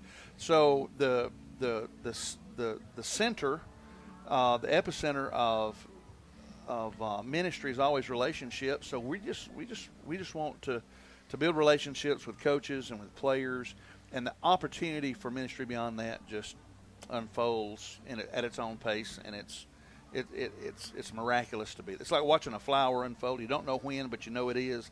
And when we start investing in coaches and praying for them and sending them to marriage retreats and sending our students to either our senior high leadership camp at Belhaven or our new middle school camp that we're going to host this year for 7th and 8th graders, rising 7th and 8th graders, and you start to see them own their faith. Not just, stand up and say yes or no, sir, and say no to sex, drugs, rock and roll, but to fulfill Matthew 28, to not only be a disciple, but be a disciple maker. Not to be an adder, but a multiplier. It is just, man, it just makes a 54-year-old former football player with bad knees. I think I could dunk a basketball. What are some of the avenues that ministry travels in along, say, in a high school or middle school setting like Leake Academy or like Union High School or Newton County High School, something like that? What does the ministry look like at ground level there? Last year, coming out of COVID, we had an opportunity to really start building our schools, and we hired Kyle. So one of the coaches at Leake Academy, they had a multi-sport huddle. They met during a period, an activity period or a break during school.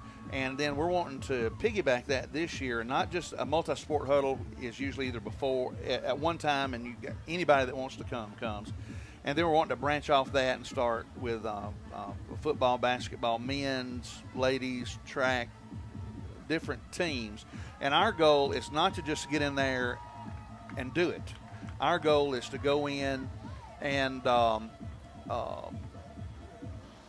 get the students to take the mantle of leadership. And our goal is to go in, find the leaders, train the leaders, equip the leaders, empower the leaders, and then step back and watch them do the mission work within their own schools. Right. They understand the culture and yes, the fishing pool, so to speak, of yes. of their school and their community. Don't yes, they? And they have the authority and power granted them not only by the good Lord but by the Constitution.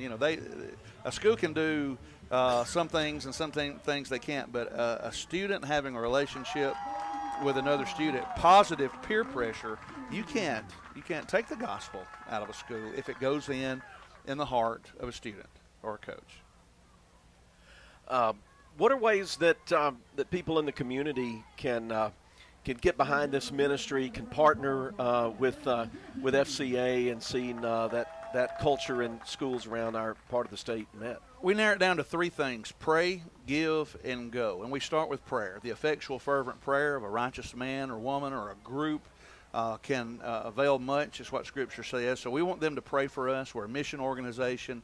We're non-denominational. We are Christ-centered. We are centered on the gospel of Jesus Christ. And we center that with our coaches and athletes, and then give, and not just monetarily, your time, your talent, your resources, time.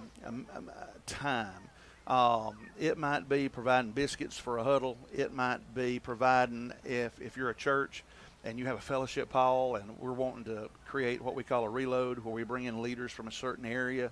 Look, if you'll just turn the air conditioning or the heat on and let us use your fellowship hall, amen.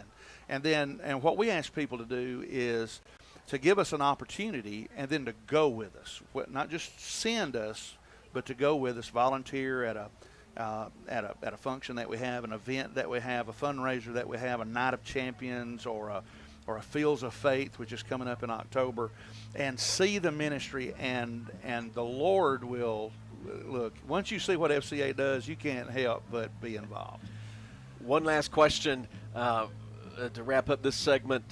Where does somebody go to make that kind of contact, find out more, and know what's going on and how they can help? One easiest way is to go to East Central MSFCA. That's our website, and you can see the different events that we have. You can see the different staff that we have and are adding. We've got a newsletter that's fixing to be on there the next couple of days. So eastcentralmsfca.org is the quickest way, and then you can find us on Facebook, Twitter bug, all the other platforms there it's is called out X there. now. Yes. So you look, just type in East Central Mississippi FCA and follow the links on whatever social media platform you have. Thank you, Scott Engel, for not only being here with us at halftime, being with us every Friday night, but what you do between Fridays, what you do for students and their well-being, and both in this life and the one to come. Amen. So thanks for giving us your time tonight. We're going to take one more break, and Scott and I will come back, talk a little bit more about the first half, and we'll take a look at some scores as well. Leake trails 24-3 to Starkville at the half. Leake Academy football continues from Boswell Media Sports. West Side Body Shop says, let's face it, stuff happens. And when it does, they can take care of damage as small as a chip in your windshield all the way up to full collision services. Insurance claims are always welcome too. Just be sure your first stop is West Side Body Shop in Philadelphia. They also specialize in truck accessories, including toolboxes, visors, Nerf bars, and winches. They make your ride look cool. West Side Body Shop, just off Beacon Street on Waterview Lane, right behind the Huddle House in Philadelphia. He's headed to the end zone. Academy. The Junction and Prince Oil Fuel Champions. As you travel to the game, shop and fuel with people who are invested in your community. 60 years of fueling Central Mississippi and champions like Leake Academy. Locations are all over Mississippi: Carthage, Philadelphia, Oxford, Ridgeland, Scuba, Louisville, Newton, and Union. They also do catering. So be sure to put some Junction in your next function. It's the Junction and Prince Oil. Leake County Co-op is ready for deer season. Okay, guys, I have this problem. Every year my hunting coveralls seem to get smaller. Am I the only one that has this issue? No. I think it's the feed we're on. You know, kind of like we feed the deer all that good stuff to make them bigger, just not in the right way. You're so funny. I'm headed to our Leake County Co-op now to buy new hunting gear and seed for our food plots. Yep, I was there yesterday and I got mine. Leake County Co-op, Highway 16 in Carthage. Register to win a 70-inch smart TV during the end of summer savings sale at Woodstock Furniture Value Center.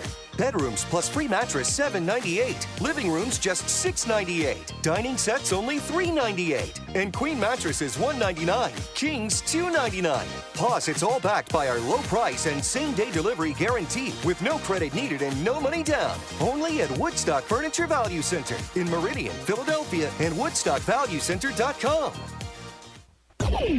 Boswell Media Sports. Wendy's halftime continues. Leake trails Starkville 24-3 up in Oktibbeha County. We're on South Louisville Road, Old Mississippi 25 for old-timers like me. Just beyond us here, Philip Palmertree and Scott Engel. We've got Brian Montgomery at the studio chair tonight, and John Alden Crosby operating the action camera. Quick look at scores that our producer, Brian Montgomery's gotten to us. These are some halftime scores. Kosciuszko leads Kemper County 20-12. Pearl with a 3-touchdown lead over Neshoba Central at half, 28-7. Walnut 46-8 over the Ashland Blue Devils. Not a good night to be a Blue Devil. Nope. North Forest over Pisgah, blanking them after 2 quarters, 18-0. Vardaman and the Nanawaya Warriors are tied 7-all. And Choctaw County Chargers all over the Bulldogs of Clarkdale at the half, 34-0. Amory and Pontotoc in a close one at the half. Amory leads the Pontotoc Warriors 3-0. West Point leading defending 5A champ Louisville 13-7. And Jackson Prep in a close one with Adams County Christian 10-6 down in Natchez. That's a quick look at some scores that are out there. What stands out to you, Scott, in this ball game as some of the key things that have led to this 24-3 outcome through 2 quarters? And feel free to use stats or just what you've observed with your 2 eyes. If somebody tuned in and just saw the score 24-3, you'd think it was a blowout. And if you looked at the stats, you'd think that one one team, but if you take 3 plays really off the board, and it's a one touchdown game, and so I think play by play, I think Leake Academy's made a. And I know they're not playing a 6A school tonight, but they're playing a real good 5A school in this North District. I think they've made less errors. I think they look better fundamentally, and I think there's nothing but good things ahead for this Leake Academy team. I think it's a rebuilding process, and that doesn't happen overnight. But I think there's a lot of good positives you can bring from a 24-3 game right now. The question is, how do you respond in the second half? You know, it's time to defend your family's honor, and this second half will go a long ways to maturing this team.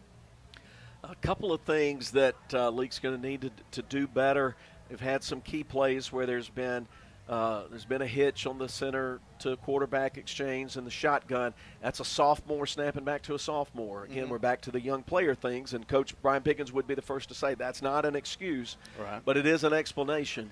It is something that is a work in progress, and something that I know that the coaches are going to identify some of the issues there on film this week and work on that with Bio coming to the 488 next week.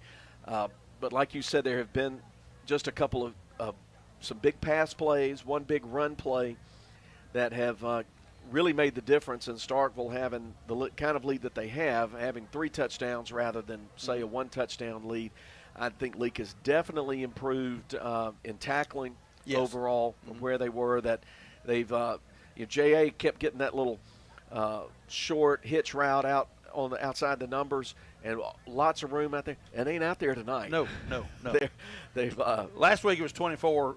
Yeah, it was 24 yards a pop, and if not more. And tonight you've got a receiver within 3 yards of him. So so I think they've been a lot more solid defensively in lots of ways, and that's a young team growing. And this offensive line has one senior on it in that group, and so a lot of guys getting their first action. But I think there are signs of improvement. We just, as I kid with coaches all the time, I just tell them nobody really expects that much out of you besides winning 1 game a week. that's simple enough. And every coach says, well, that's pretty much what the job is, isn't it? Win 1 game every week. But if you listen to the TNK Farms Woodmiser pregame, you heard Coach Pickens talk about the fact this is a season, this is a process that started back in the spring, and it's continuing. And these young men, he likes this group. They're very coachable. They're very enthusiastic. They're a cohesive group, and when you got those ingredients, you're going to get better. Yes. And so second half, the Rebels will get the ball first. We'll see how that second half turns out. If you're not watching on the Edinburgh Drugs video screen or video stream, can tell you we're not at full capacity of lighting. They did not get that visitor side north end light stand fixed. It is completely dark, so play out on the far side to our right is going to be hard to read. But we're getting ready to start tonight's third quarter. Thanks for being with us. Third quarter presented by Eastside Pawn and Gun. The Rebels will be at the north end, moving left to right, receiving that kick. So a scoring drive would be something that would, I think, put a lot of energy into that far sideline. Would definitely change the complexion of the game. The game's not out of reach. George Wilcox has been pretty good throwing the football. He's had some trouble with protection and maybe holding the ball a little too long. But when he's thrown it, he's put it on target, hasn't he? First quarter, 5 for 5. Second quarter, 2 for 7, but 2 balls were thrown just to where, look, it was either going to be caught by the receiver or no one. And look, there's some folks on the next level might not have made as good a play as some of these kids did. So looking forward to a very aggressive second half. Vols' Nathan Miller is ready. Mathen Weaver and Charlie Brantley ready inside their 5-yard line. He's kicked it consistently inside the 5. Here's the kick to start the second half. It's another deep kick, going to be taken at the goal line. Charlie Brantley, in fact, the ball went past the goal line. That's an automatic touchback in high school. So 20-yard line, and Vols have a really good kicker who can affect field position. And that's been a part of this ball game as well. The Rebels have been starting deep in their own territory. That's definitely one of the highlights for them. Is that a 10th grader?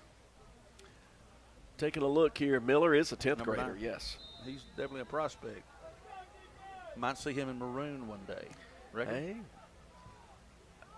Sounds like a good thing to me. 1st and 10 from the 20. Handoff breaking from the inside, outside, but not much there for Camden Marble as he is stood up, pushed back, doesn't go down, but he's going to be stopped at the 21, a gain of 1. About 3 different volunteer defenders stood him up. Camp Overstreet, Beckett Leslie, and then I also think Trace Love also from the linebacker spot. 2-by-2 receivers.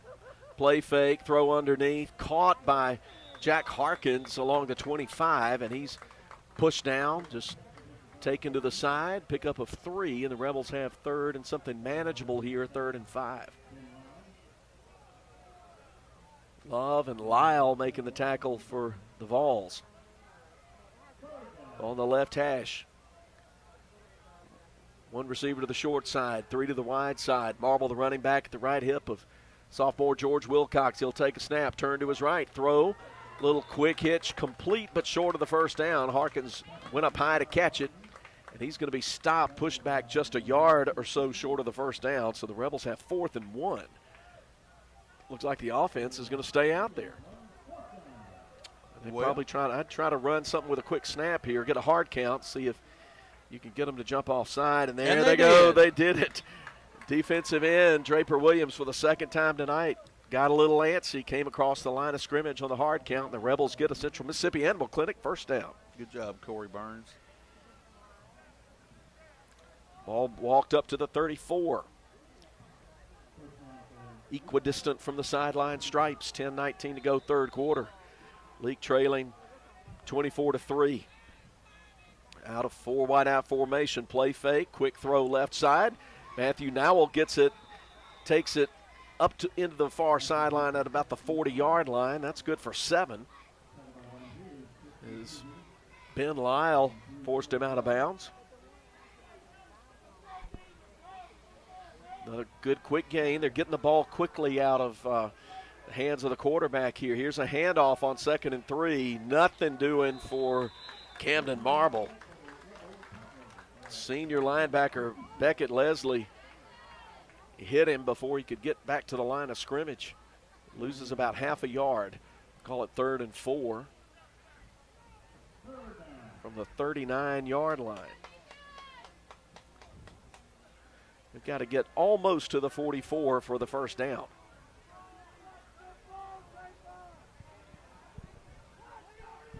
Four wide outs in the formation.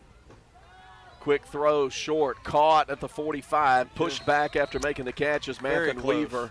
It's going to be very close, but I think he's going to have what he needs for the 1st down. Let's see, they've got a pretty good spot right at the 44 outside the numbers on the near side. But no indication yet. They're going to call for a measurement perhaps.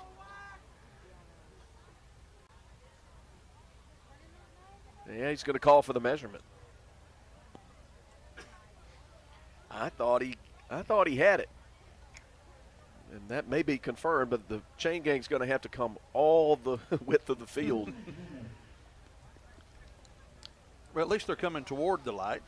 Yeah, that's right. You can see better on this side than you can on the other side. We'll remind you that tonight's broadcast is powered by Central Electric Power Association. Stretched the chain, and it's 1st down. I could have told him. By the length of the ball. Plus. Back-to-back Central Mississippi Animal Clinic 1st downs for LA on their opening drive of the 3rd quarter.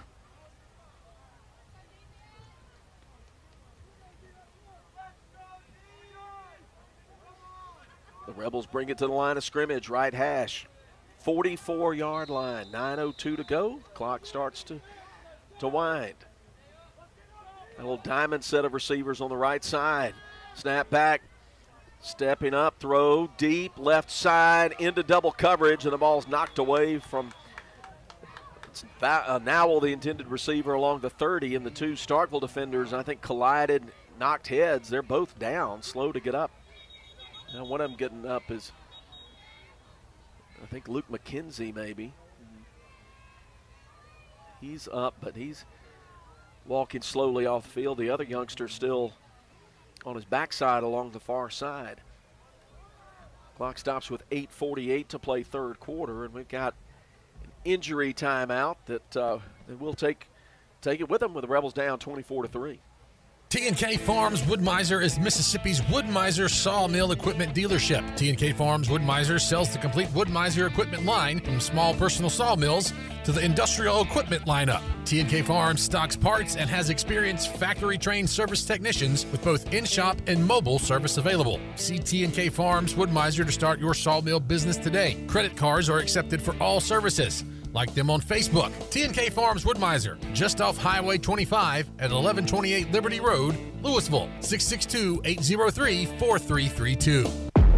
Did you know most people overpay by up to 50% for individual health insurance?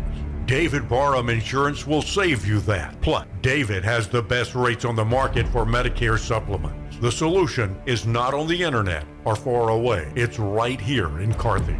David Barham, a local insurance agent you can trust. Make sure you have the best coverage and price. Call David Barham, 601-941-1280. On 2nd and 10, Charlie Brantley takes the handoff straight up the gut to the 46, where he gets tripped up. 3rd and 8 for the Rebels. The injured player Ben Lyle already back in the ball game, sat off one play, so that's a good sight to see. Rebels with 3rd, something long here. Back to throw. Wilcox, they throw a little screen, goes off the right hand of Matthew Nowell, incomplete, and bounced over near Trace Love, who was defending. He almost reached out and drew that one in for an interception. I think the ground reached up and got it first. Incomplete. They'll bring out Reese Atkinson and the Rebel punt team. Back-to-back first downs, getting the ball near midfield, but nothing further than that for the Rebels in their opening possession. Here's Reese Atkinson, who's had some nice punts tonight. Stands at his 30. The Vols will put Owen Cavillion back at the 20-yard line. Pressure coming. Kick is away. Little wobbler outside the numbers to the 30, inside the 30, and out of bounds at the 28. Good job kind of angling it to the side, avoiding the return, and the Vols will get their first chance at it in tonight's third quarter, presented by Eastside Pawn and Gun. Starkville 24, Leake 3. Got a score a little while ago, Winona up big over Newton County at halftime, 26-0.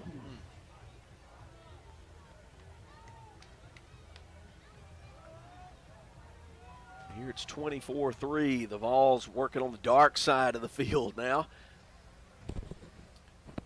From the right hash with 3 wide receivers. H-back set to the right. Nobody back there with Briggs Bennett. He'll turn, throw quickly at the line of scrimmage. Pass caught. Past one tackler, but not past the second. Up to the 34 goes Cavillion. He's close to the 35, and that's a pickup of about 6 on first down. 2nd down and 4. Camden Marble and Charlie Brantley helped each other out on making the tackle. Rebels put 3 men with a hand on the ground and 1 at the edge. That one being Caden Chipley. Off the edge, snap over the head of the quarterback. Ball's loose. Good Bennett play. Gets it right before Caden Chipley can get the football, but Chipley makes sure that Bennett ends up on his backside, back inside the 25-yard line. In fact, they'll put it at the 23. Big loss on the play, and it puts down and distance trouble for Starkville. 3rd and 17 with under 7 minutes and 4 seconds to play in the third. Good pursuit by Leake Academy. So So for the first time tonight, snap troubles for Starkville. Leake's had 2 occasions where that's happened to them. 3rd and very long. 17, 4 wide outs, 2 to each side. An H-back to help with pass protection for Bennett. He's got time to throw over the middle. Pass caught at the 34, but tackled immediately. Camden Marble did not let the Creed Pierce turn it upfield, and they'll be about 4 or 5 yards short of what they need for the first down. Good job, defense. Bend, not break. Keep the receivers in front of you. Tackle well. Now return a punt. Tanner McKee, the junior, out to punt for the 2nd time tonight. Well, he's been out to punt 3 times. He punted only once. They ran a successful fake in the 2nd quarter that from about the same spot. Pushed them forward on a touchdown drive. 2 men back for Leake. Left footer angles it. A high end-over-end kick. Going to hit about the 45 in Leake territory, and the Vols will surround it. It'll hit off somebody's ankle at the 38. Went off the ankle of Ben Lyle, and that's going to be the point where the Rebels start with 5:55 to play. Rebels have only a field goal, trailing 24-3. Each team's had it once. Sophomore George Wilcox off the sideline. He's got Major Chandler and Ben Jackson in there. We may see some of that option read game. They're each lined up on each side of the line, and a wide receiver split each way. Little handoff on a jet sweep to Weaver. He turns it up past the 40, but then it gets turned back at the 41. Very tough yards. Yeah, hard running there. Leslie sniffed it out. Didn't let him get much. Gain of 2, maybe 3. We'll call it 3 at the 41, 2nd and 7.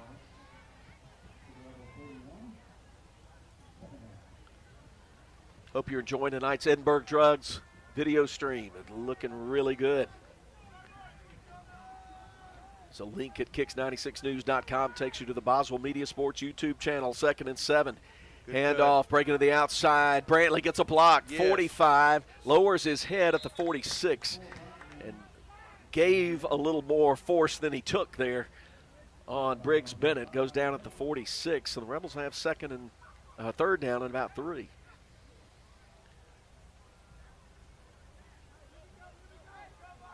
Good job. Ben Jackson kind of helped him turn the corner there with a good block. On the right hash at the 46, 4:42, clock ticking 3rd quarter. Who ran that ball? That was that was Charlie Brantley. Gotcha. On the carry. 2 wide receivers to each side. Wilcox looks back into the far sideline, takes a chest-high snap, going to get rid of it quickly to Harkins, who catches it at midfield, makes the catch, goes down on the numbers of the 50. He's got a Central Mississippi Animal Clinic 1st down off a good pass from Wilcox. There's running that quick pass, safe route, slot man, taking a short route underneath, Scott. Yes. Move in, go to the outside, no one in front of you, make the catch, 1st down. Now we'll let Harkins split to the left, Weaver and Jackson to the right. They'll bring Harkins in motion left to right, look in that direction, but throw it at the 40, complete to Weaver. He's down to the 38 before he's hit once, then twice. And goes down, but picks up another Central Mississippi Animal Clinic 1st down. Camp Overstreet, the linebacker, could not get there in time to keep Weaver from getting the 1st. Move the chains. That was a good timing route. Yeah, perfect throw. Ball in Vol territory at the 38. Gain of 12 on the play. Now 3 men split to the left, 1 to the right. Quick snap, handoff. Brantley looking for room to run. Outside 35 is going to get spun around and hit down by Lyle. Good open field tackle. The Starkville cornerback at the 35, pick up a 3. Leake's picking up the tempo. Not a bad play here. 3 down linemen. One nearly came offside there. Hard count, but now Wilcox looks back to the sideline to Corey Burns, the offensive coordinator. Takes the snap, quick throw right side, and in and out of the hands of, that's Jack Harkins. But John Stephen Card read that play well and arrived about the same time the ball did. Yes. Made it hard for the senior Jack Harkins to get that ball. And that's as low as he could throw it. He threw it right over the defensive line, right over their hands, and just came over the back as he tackled through him, and that's just a good defensive play. 3rd and 7 from the 35. Big play for the Starkville defense and the Leake offense. 2-by-2 receivers. Charlie Brantley at the right hip of Wilcox. Gets a belt-high snap, rolls to his left, going to tuck it, going to run. He's close to the first down. He's going to be about a yard short, though. Taken down at the 30, but this is 4-down territory for sure for L.A. Good read of the open field by Wilcox, and he gets about, well, they give him 4 to the 30. It's going to be 4th and 2. They'll bring in a big package. Caden Chipley coming in. Grayson McDonald. Colby Kemp coming in. Kobe Kemp, big formation on the right side. Handoff. Chipley gets the first down. Right side. Just barrels ahead behind Chandler, behind Walsworth. Both Carter and Tanner on the right side. Central Mississippi Animal Clinic 1st and 10 for LA, under 2:40 to play. Rebels bring Weaver in motion from the slot, right to left. Whistle before the snap. It's going to be a legal procedure against LA.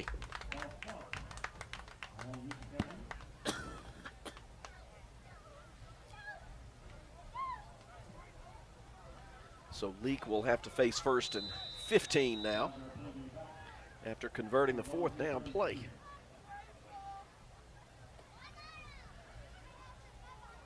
Leake trails 24-3, clock running 2:17 in the east side pawn and gun 3rd quarter.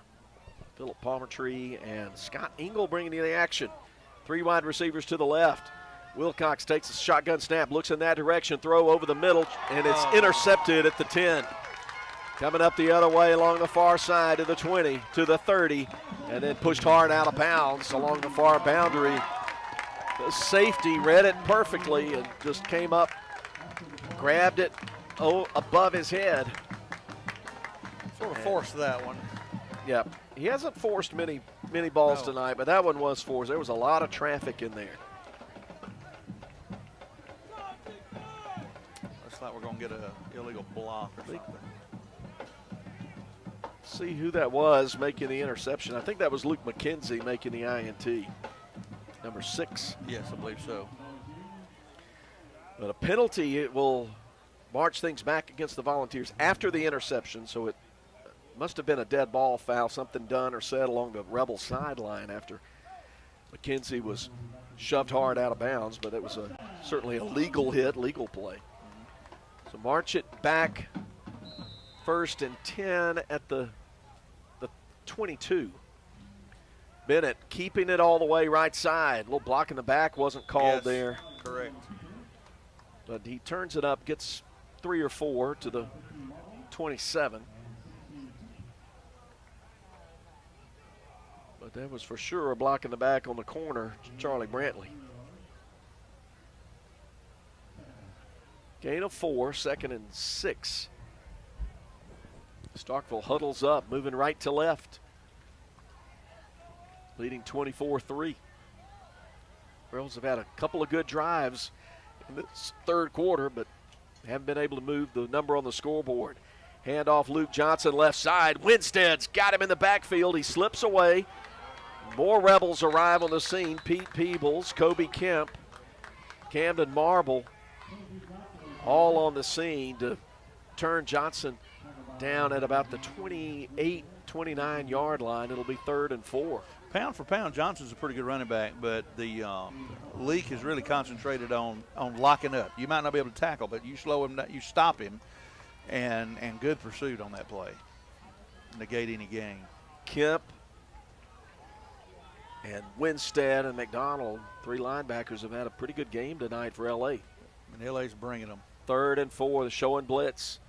And it's going to be his keeper all the way, but short of the first down. Good job by the Rebel D. Yes. 16, Kobe Kemp wrapped up Bennett around the knees. Yep. He could not stretch himself forward. He got about half a yard shy of the line to gain for the first down. It's 4th and short. That's the final play of tonight's 3rd quarter. No score in the 3rd. We'll go to the fourth with Leake trailing Starkville Academy 24-3, back in 60.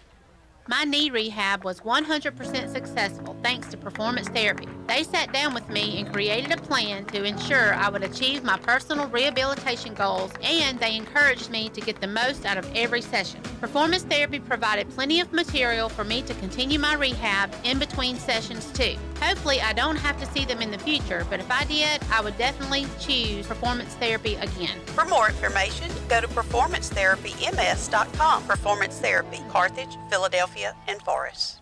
Moore's Pharmacy in Carthage, Sebastopol, and Walnut Grove appreciate you, their customers. We have a beautiful selection of gifts with free gift wrapping. We are one of the only pharmacies around to offer compounding and women's hormone replacement therapy. Moore's Pharmacy accepts all insurance, including Medicaid. Our 2-lane drive-through and prescription synchronization will make your visit very convenient. Come see us. We have the shortest wait time in town and a professional staff to assist you. Moore's Pharmacy, Highway 16, Carthage. Boswell Media Sports. Quarter number 4 about to start from J. Logan Field. Starkville Academy 24 and Leake Academy 3. Fourth quarter presented by the Neshoba County Co-op. We'll take a minute and remind Rebel fans we'll be hosting Bio Academy at Thaggart Field next Friday night. Scheduled right now for a 7 p.m. kickoff, but keep your eye out on the social media platforms and Kicks96news.com. If that changes, we'll let you know.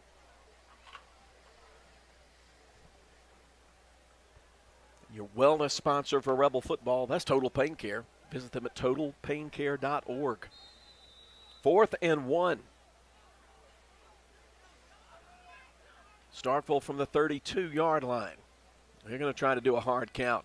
Snap back to Bennett. He's going to plow straight ahead and just slip through past his left guard and center and get the first down, falling ahead to the 34. Rebels clogged it up in the middle, but Bennett just stayed patient and squirted through. Sort of just put his head down and deflected himself to the first down because Leake had established that line. Fresh set of downs for the Vols, moving left to right, leading by 21. One wide receiver to the left, 3 to the right, empty backfield. Bennett takes the snap, sweeping it all the way, gets inside Winstead, gets to the 37 where Grayson McDonald rides him to the ground between the hash and the numbers right side. Yes. Picks up about 3. Bennett's a tough youngster, not real big, but he's tough. He is.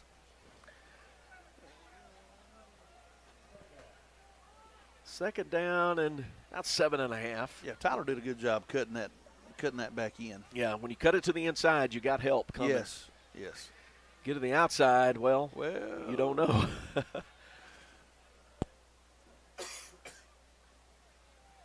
Second down, handoff. Johnson bouncing off defenders, gets to the outside, 40, 45, first down. Finally, Marble able to get him down out of bounds, about a step shy of the midfield stripe. And that's a gain of about 18, maybe 19. First down, Starkville. Good tackle. Looks like he's got a cramp on the sideline. Yeah, we got more humidity tonight than we did last week. Wouldn't be surprised if the cramp monster paid us a visit or paid them a visit down there. I'm hoping I don't cramp up. It's been bad enough last 24 hours for me. I had an allergic reaction to something my wife was using to make the wood look better in our den. And if you'd have heard me talk at 10 o'clock this morning, you would not have wanted to tune in. First and 10 from about midfield. Throw underneath to the slot receiver, but nothing much after the catch for Creed Pierce. Good job of the Rebels defending it. Braden Welch playing at safety, coming up and getting him around the shoe tops. Charlie Brantley also on the scene. They did well playing off those blocks on the outside. Gain of 4 to the Rebel 47, 2nd and 6. About a minute and a half deep into the fourth quarter.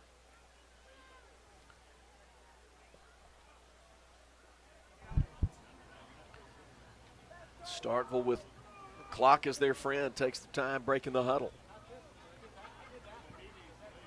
3 by 1, the receiver set. Keeper by Bennett, being chased.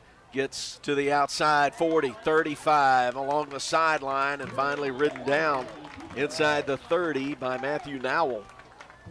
Not before he picks up a first down and a whole lot more. Big gain from the senior quarterback, Briggs Bennett. They're just going to keep it on the ground and run the clock. Yep, and hope there's some tired legs on that Rebel front seven. First down inside the 25. They'll mark it the 22-yard line, 1st and 10. Looks like you've got Carter Walsworth in for Bobo there in the middle. 1st and 10, snap straight ahead. Oh, bouncing off tackle, staying on his feet, flag down, maybe a face mask.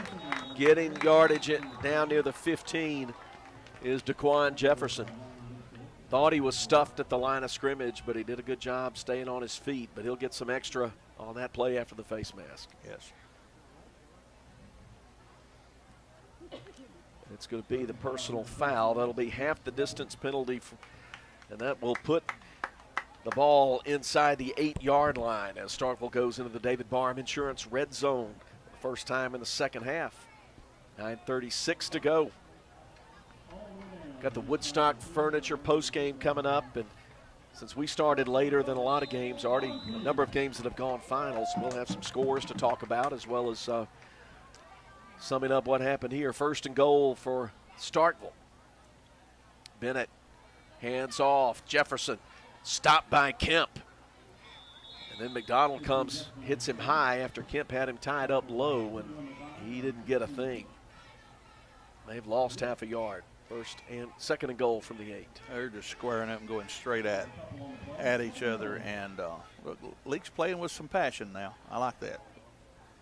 Bobo's back in. Braden Welch still playing at safety. Bobo's been in a fight all night there in the trenches. Played a pretty good game, too. 2nd and goal. Heavy set. That 4 horseman set to the right. Look for Johnson to get it. That side, bad snap, picked up. Trying to find daylight is 2nd-string quarterback, leaping over. It's Braden Frazier, I think, who had the ball there, and he leapt over a defender. Looks like he's cramping up. No, that's not Frazier. That's Camp Overstreet. There's outstanding linebacker, and he's limping off the field. Yeah. Bennett back in at quarterback. 3rd and goal from the 7. Only pickup of 1 or so on that play.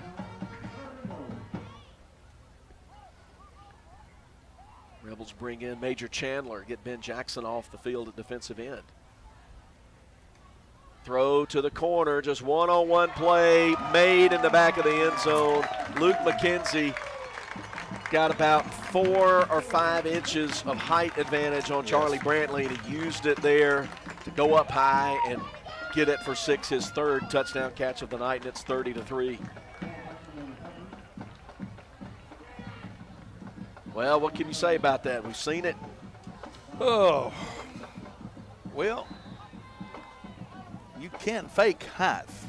Yep, it's true. I mean, that's... And a 6-inch head start going vertical is certainly advantageous no matter who it is. Kick after the score, no good, off to the left. It was a bad snap and probably affected the kick. So 30-3 with 7:57 to go before the end of this one. We'll be back in 60 seconds as Leake Academy football continues.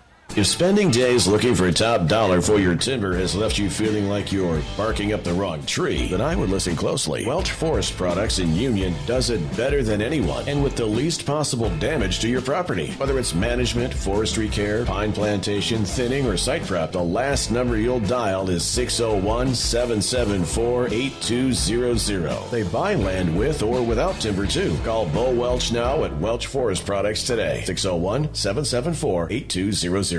I sure do like my new hunting rifle. I bought it over at Ozark Ag. When I went in, they had such a great selection. Took me a while to make up my mind. I have it sighted in now, and I'm ready for the big bucks. Tomorrow I'm going back over to Ozark Ag and stock up on ammo. While I'm there, I just might check out those deer stands. Hey, honey, I know you're listening. Make sure you shop for me at Ozark Ag. They're on Highway 16 West. Carthage. Boswell Media Sports.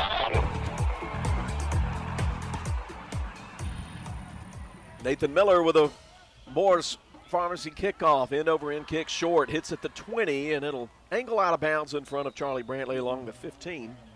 Rebels will get it off the illegal procedure penalty with some better field position, but it was another touchdown drive for Starkville that last time. We took a lot of time off the clock, moved it down the field after the interception, and put it in for 6. Missed the extra point. Throw third time tonight that Briggs Bennett and Luke McKenzie have found each other for a touchdown. That's a performance therapy reset, 30-3. First to 10 Rebels from the 35. Back to pass is Wilcox. Gets one deep, just off the fingertips on a deep pattern. Mathen Weaver could not get it in at the 30-yard line in Vol territory. Boy, that was a pretty pass. That was a little more air under that thing. Yep, that's a kind of throw you got to make it where your receiver can run under it. Yes. That one, he didn't have a lot of time to run under it. It just had to be right there. Yes, sir. And it went off his fingertips on both hands. He had both hands extended, 2nd and 10. And there's a handoff. New running back in the game, going to fight ahead for 2, maybe 3. That's John David Gill getting his first carry of the season. They'll give Gill the 39-yard line, pick up a 4. He got more than I thought. You know, if that pass would have been a little taller, if that young man would have been a little quicker, my dad says is if ifs and buts was candy and nuts, would all have a Merry Christmas. Yep. But it just shows how close Leake is to turning the corner on the season. Yeah, I mean, there you're running a go route up the numbers. It's there. You've got a half a step on the DB, just a little better throw, and you got something. Back to throw on 3rd and 6. Big, deep pattern, a little too deep for Jack Harkins up the near sideline, so it'll be 4th down and 6 for Leake as we stop the clock running at 6:57. And I would say their defensive back package probably averages 6'1". Wouldn't you say they'd average over 6 foot? Yes. All 4 of them together? I think so. They're very tall. I don't have heights on the roster. Coach Chase Nicholson provided for me, but yeah, you can tell they've got that advantage. Not only receivers against Leake's defensive secondary, but of course those guys are playing as DBs against Leake's receivers. Here's Reese Atkinson at the 25, ready to punt. No pressure. Set up a return, and he puts a really nice kick. Turns over, taking it the 27. Coming near sideline. That's McKenzie to the 45, the 50 into Leake territory. He gets put down right in front of us by Matthew Nowell along the 45-yard line. Good field position for the Vols with 6:07 to go. They lead it 30-3. Fourth quarter presented by the Neshoba County Co-op.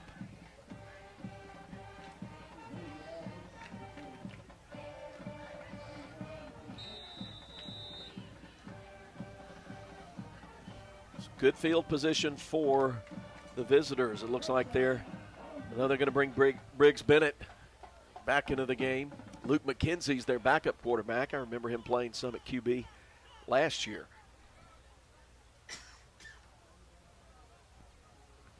Bennett with a wide receiver to his left. Hands off.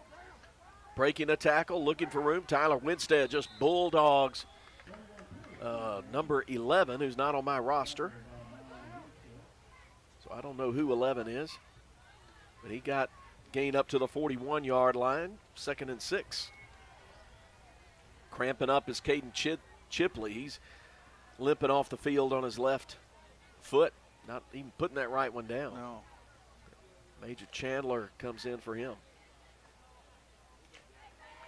Carter Pigg in middle of that defensive line right now. Bennett hands it off again to number 11.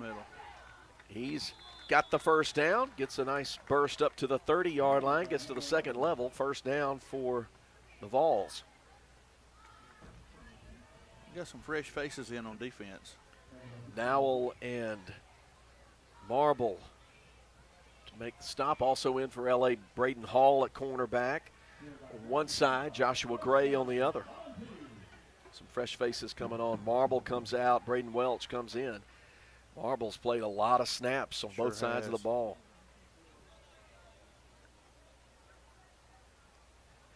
Little swing pass out. 11 gets it again. Breaks through Tyler Winstead, but then Grayson McDonald hits him hard, turns him sideways. And 52, Garrett Joyner finished him off. Excellent. Yeah. Excellent break on Loss that ball. of a yard. A quick swing pass. And Starkville looking like they're starting to sub in some offensive linemen as we get down toward 4 minutes to play. And Starkville's going to be cruising to their third victory in 3 games.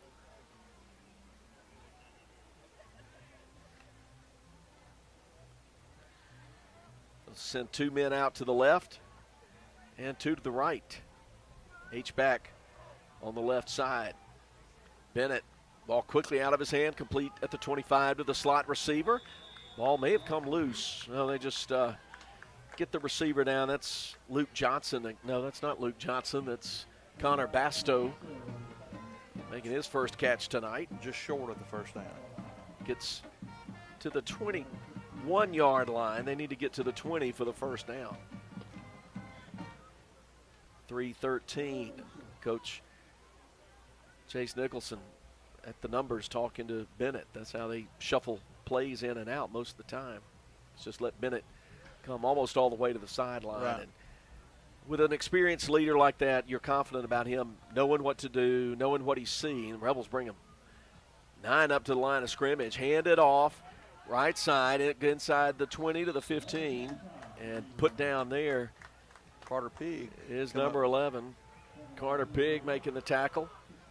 Cade McGraw is in the game at linebacker for Leake, and Alex McDill checks in for Major Chandler. Trying to get all the new faces and names in there. John David Gill, excuse me, that's Mason Middleton coming in at cornerback for L.A. But that's a first down, by the way, picked up by mystery man number 11. And my standard name for a player who consistently gets the ball, but he's not in the roster, has been Jubilee Dunbar. So that's who he's going to be. Well, Dunbar had a good run last time. He's touched the ball 4 times on this drive. His mother ought to be proud of him. Timeout called with 1:58 to play. We'll keep it here through the break. Rebels trail it 30 to 3. It's 24-3 at halftime. But Jubilee Dunbar had a brief, he was like a comet across the sky, or maybe a meteor across the sky in the early 70s for the New Orleans Saints. Really? And he may have had half a season, a cup of coffee in Cleveland, I think. But just one of the great names, NFL names. Gotcha. Of your New Orleans Saint. You got to be a real Saints fan to know who Jubilee Dunbar was. I became a Saints fan during the Breeze era. Well, I was before the. Was that the team that used to wear the bags? Oh, Dunbar was before that. That was when Archie Manning was running for his life. Gotcha. And, with one bar face mask, young Archie Manning. Gotcha. We return to action. Enough NFL Network, NFL Films presents here. 1st and 10. Handoff, driving up the middle, getting yardage inside the 10 as the Vols operate in the David Barham Insurance red zone. Dunbar again on the carry. He has pushed and burrowed his way ahead for some good yardage. Sean McDill coming there for the tackle, and along with Alex McDill. So along that front, Sean McDill, Garrett Joyner, Alex McDill. Also Cade McGraw, I mentioned him earlier. Rebels getting some young men some reps. These are going to be valuable reps. So we go under 1:20 to play. 2nd and 4 from the 9. New running back in the game, I think. No, it's not. It's Dunbar. And he is hit at the 10, driven back. At 26. Yeah, Cade McGraw making the tackle. Under a minute to play. Rebels will run a few more fresh faces onto the field. Braden Johnson in the game. Also Jimmy Adams. And 29, Jake Rudolph. Maybe the last snap of the ball game, depending on what Starkville does with it here. 30 seconds to go. 3rd and 3 from the 8. Starkville crowd starting to rise to their feet and applaud the effort. They're going to take the knee. Victory formation. That's going to wind it up. Final 20 seconds will tick off. It's going to be a 30-3 win for Starkville over Leake. We've got the Woodstock Furniture postgame coming up after we take this break. Don't go anywhere, but we have gone final from Starkville. The Vols beat the Rebs 30-3.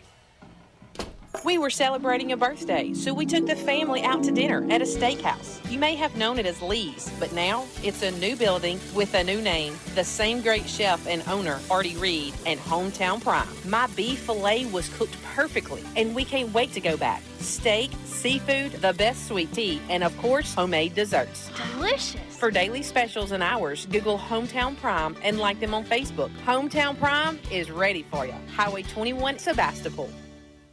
Now, Bob, when we started the Bring Your Kid to Work Day, this wasn't exactly what we had in mind. I'm sorry, but they're my babies. We're about to go grab lunch and then head to the farm. Well, where are you headed? Rosebud General Store out there in Rosebud on Highway 487 East.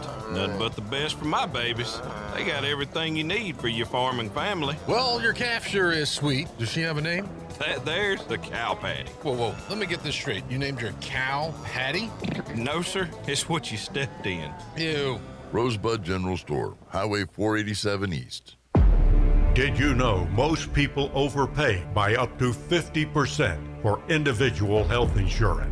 David Barham Insurance will save you that. Plus, David has the best rates on the market for Medicare supplements. The solution is not on the internet or far away. It's right here in Carthage. David Barham, a local insurance agent you can trust. Make sure you have the best coverage and price. Call David Barham, 601-941-1280 on the Square in Carthage. When dealing with something as complex as taxes and payroll can be, you can turn to Weaver Tax and Accounting to make things easier. Their professional staff works diligently to make sure your business and personal returns are complete and finished in a timely manner. Weaver Tax and Accounting will also execute your bookkeeping and payroll, bringing you the best in tax services since 1979. Weaver Tax and Accounting, 20 South Street, Sebastopol, and 109 Chadwick Avenue in Walnut Grove.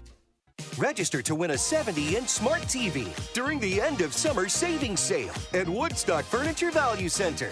Bedrooms plus free mattress $7.98. Living rooms just $6.98. Dining sets only $3.98. And queen mattresses $1.99. Kings $2.99. Plus, it's all backed by our low price and same-day delivery guarantee with no credit needed and no money down. Only at Woodstock Furniture Value Center in Meridian, Philadelphia, and WoodstockValueCenter.com. Boswell Media Sports.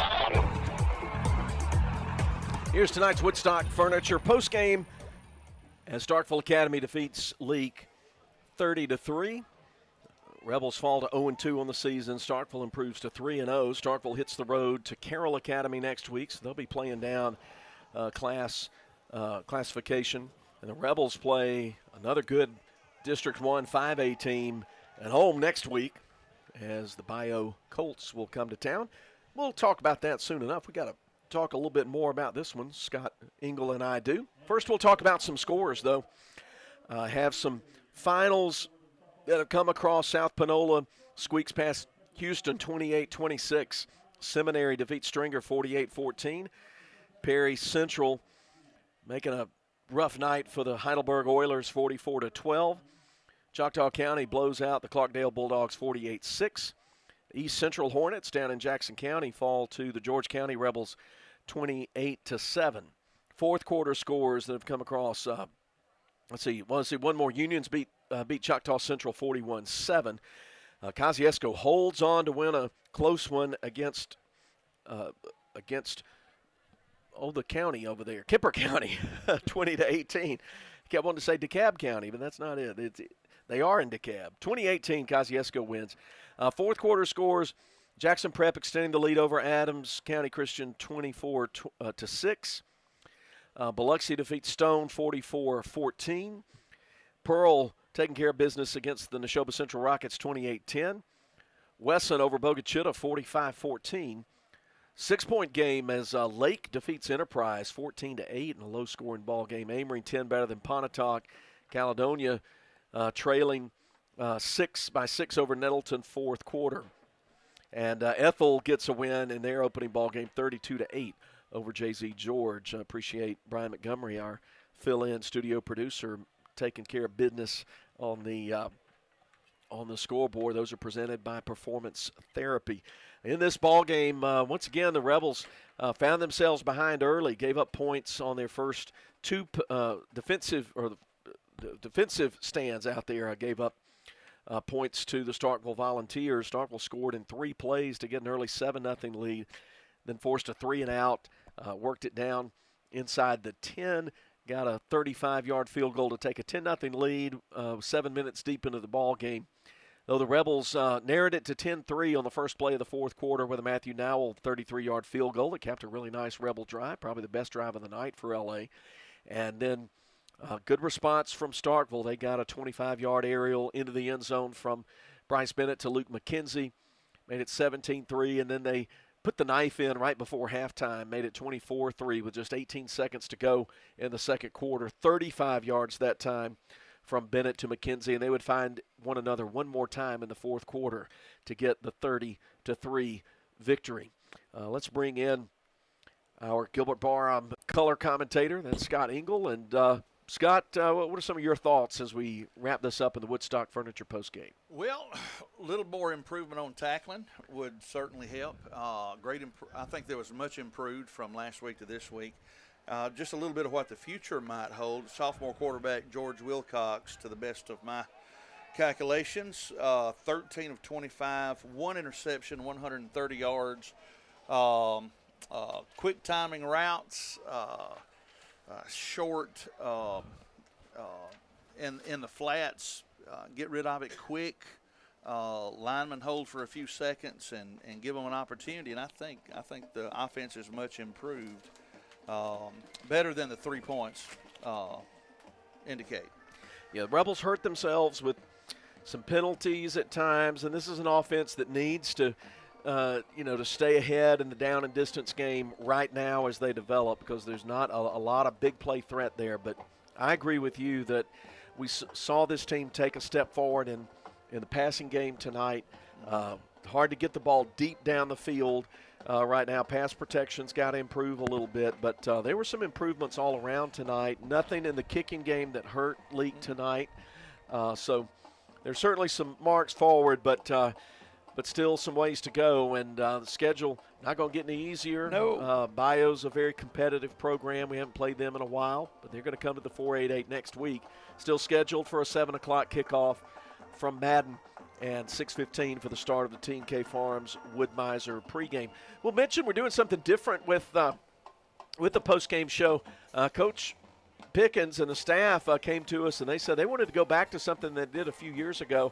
Instead of having in-sports players of the game named during the postgame show, they wanted to go back to the film and look at it, and also they've got some motivational goals in mind with this team that they think are better served by just keeping a lid on that. And at the next pep rally, they're going to name the Bad to the Bone players of the week at the pep rally. So that's kind of kept under wraps, but you can find it out in a few days on Kicks96news.com. And In Sports is great to sponsor Rebel Athletics, and so we're going to make them the Bad to the Bone sponsor, but we appreciate Central Electric Power Association powering our broadcast tonight, and it's been great having Brian Montgomery filling in for Billy Steen tonight. Thank you, Brian. Thank you, John Alden Crosby, and thank you, Scott Engel. It's 2 games in, and we hadn't hit our stride yet, have we? No. And if Central Division MAIS Division 5A was easy, somebody else would be here doing it. So looking forward to hearing from Coach this week on how the team has improved, and looking forward to a good matchup at home. And, yeah, remember the South Group Cox Coaches Show on Thursday morning during the morning radio programming, and also available for you to listen at your convenience at Kicks96news.com at It's set, but it's on live set or on the air 7:35, but available for you at Kicks96news.com to listen to anytime. I sit down with Coach Brian Pickens. We talk about Rebel football, both the game that was and the game that is ahead.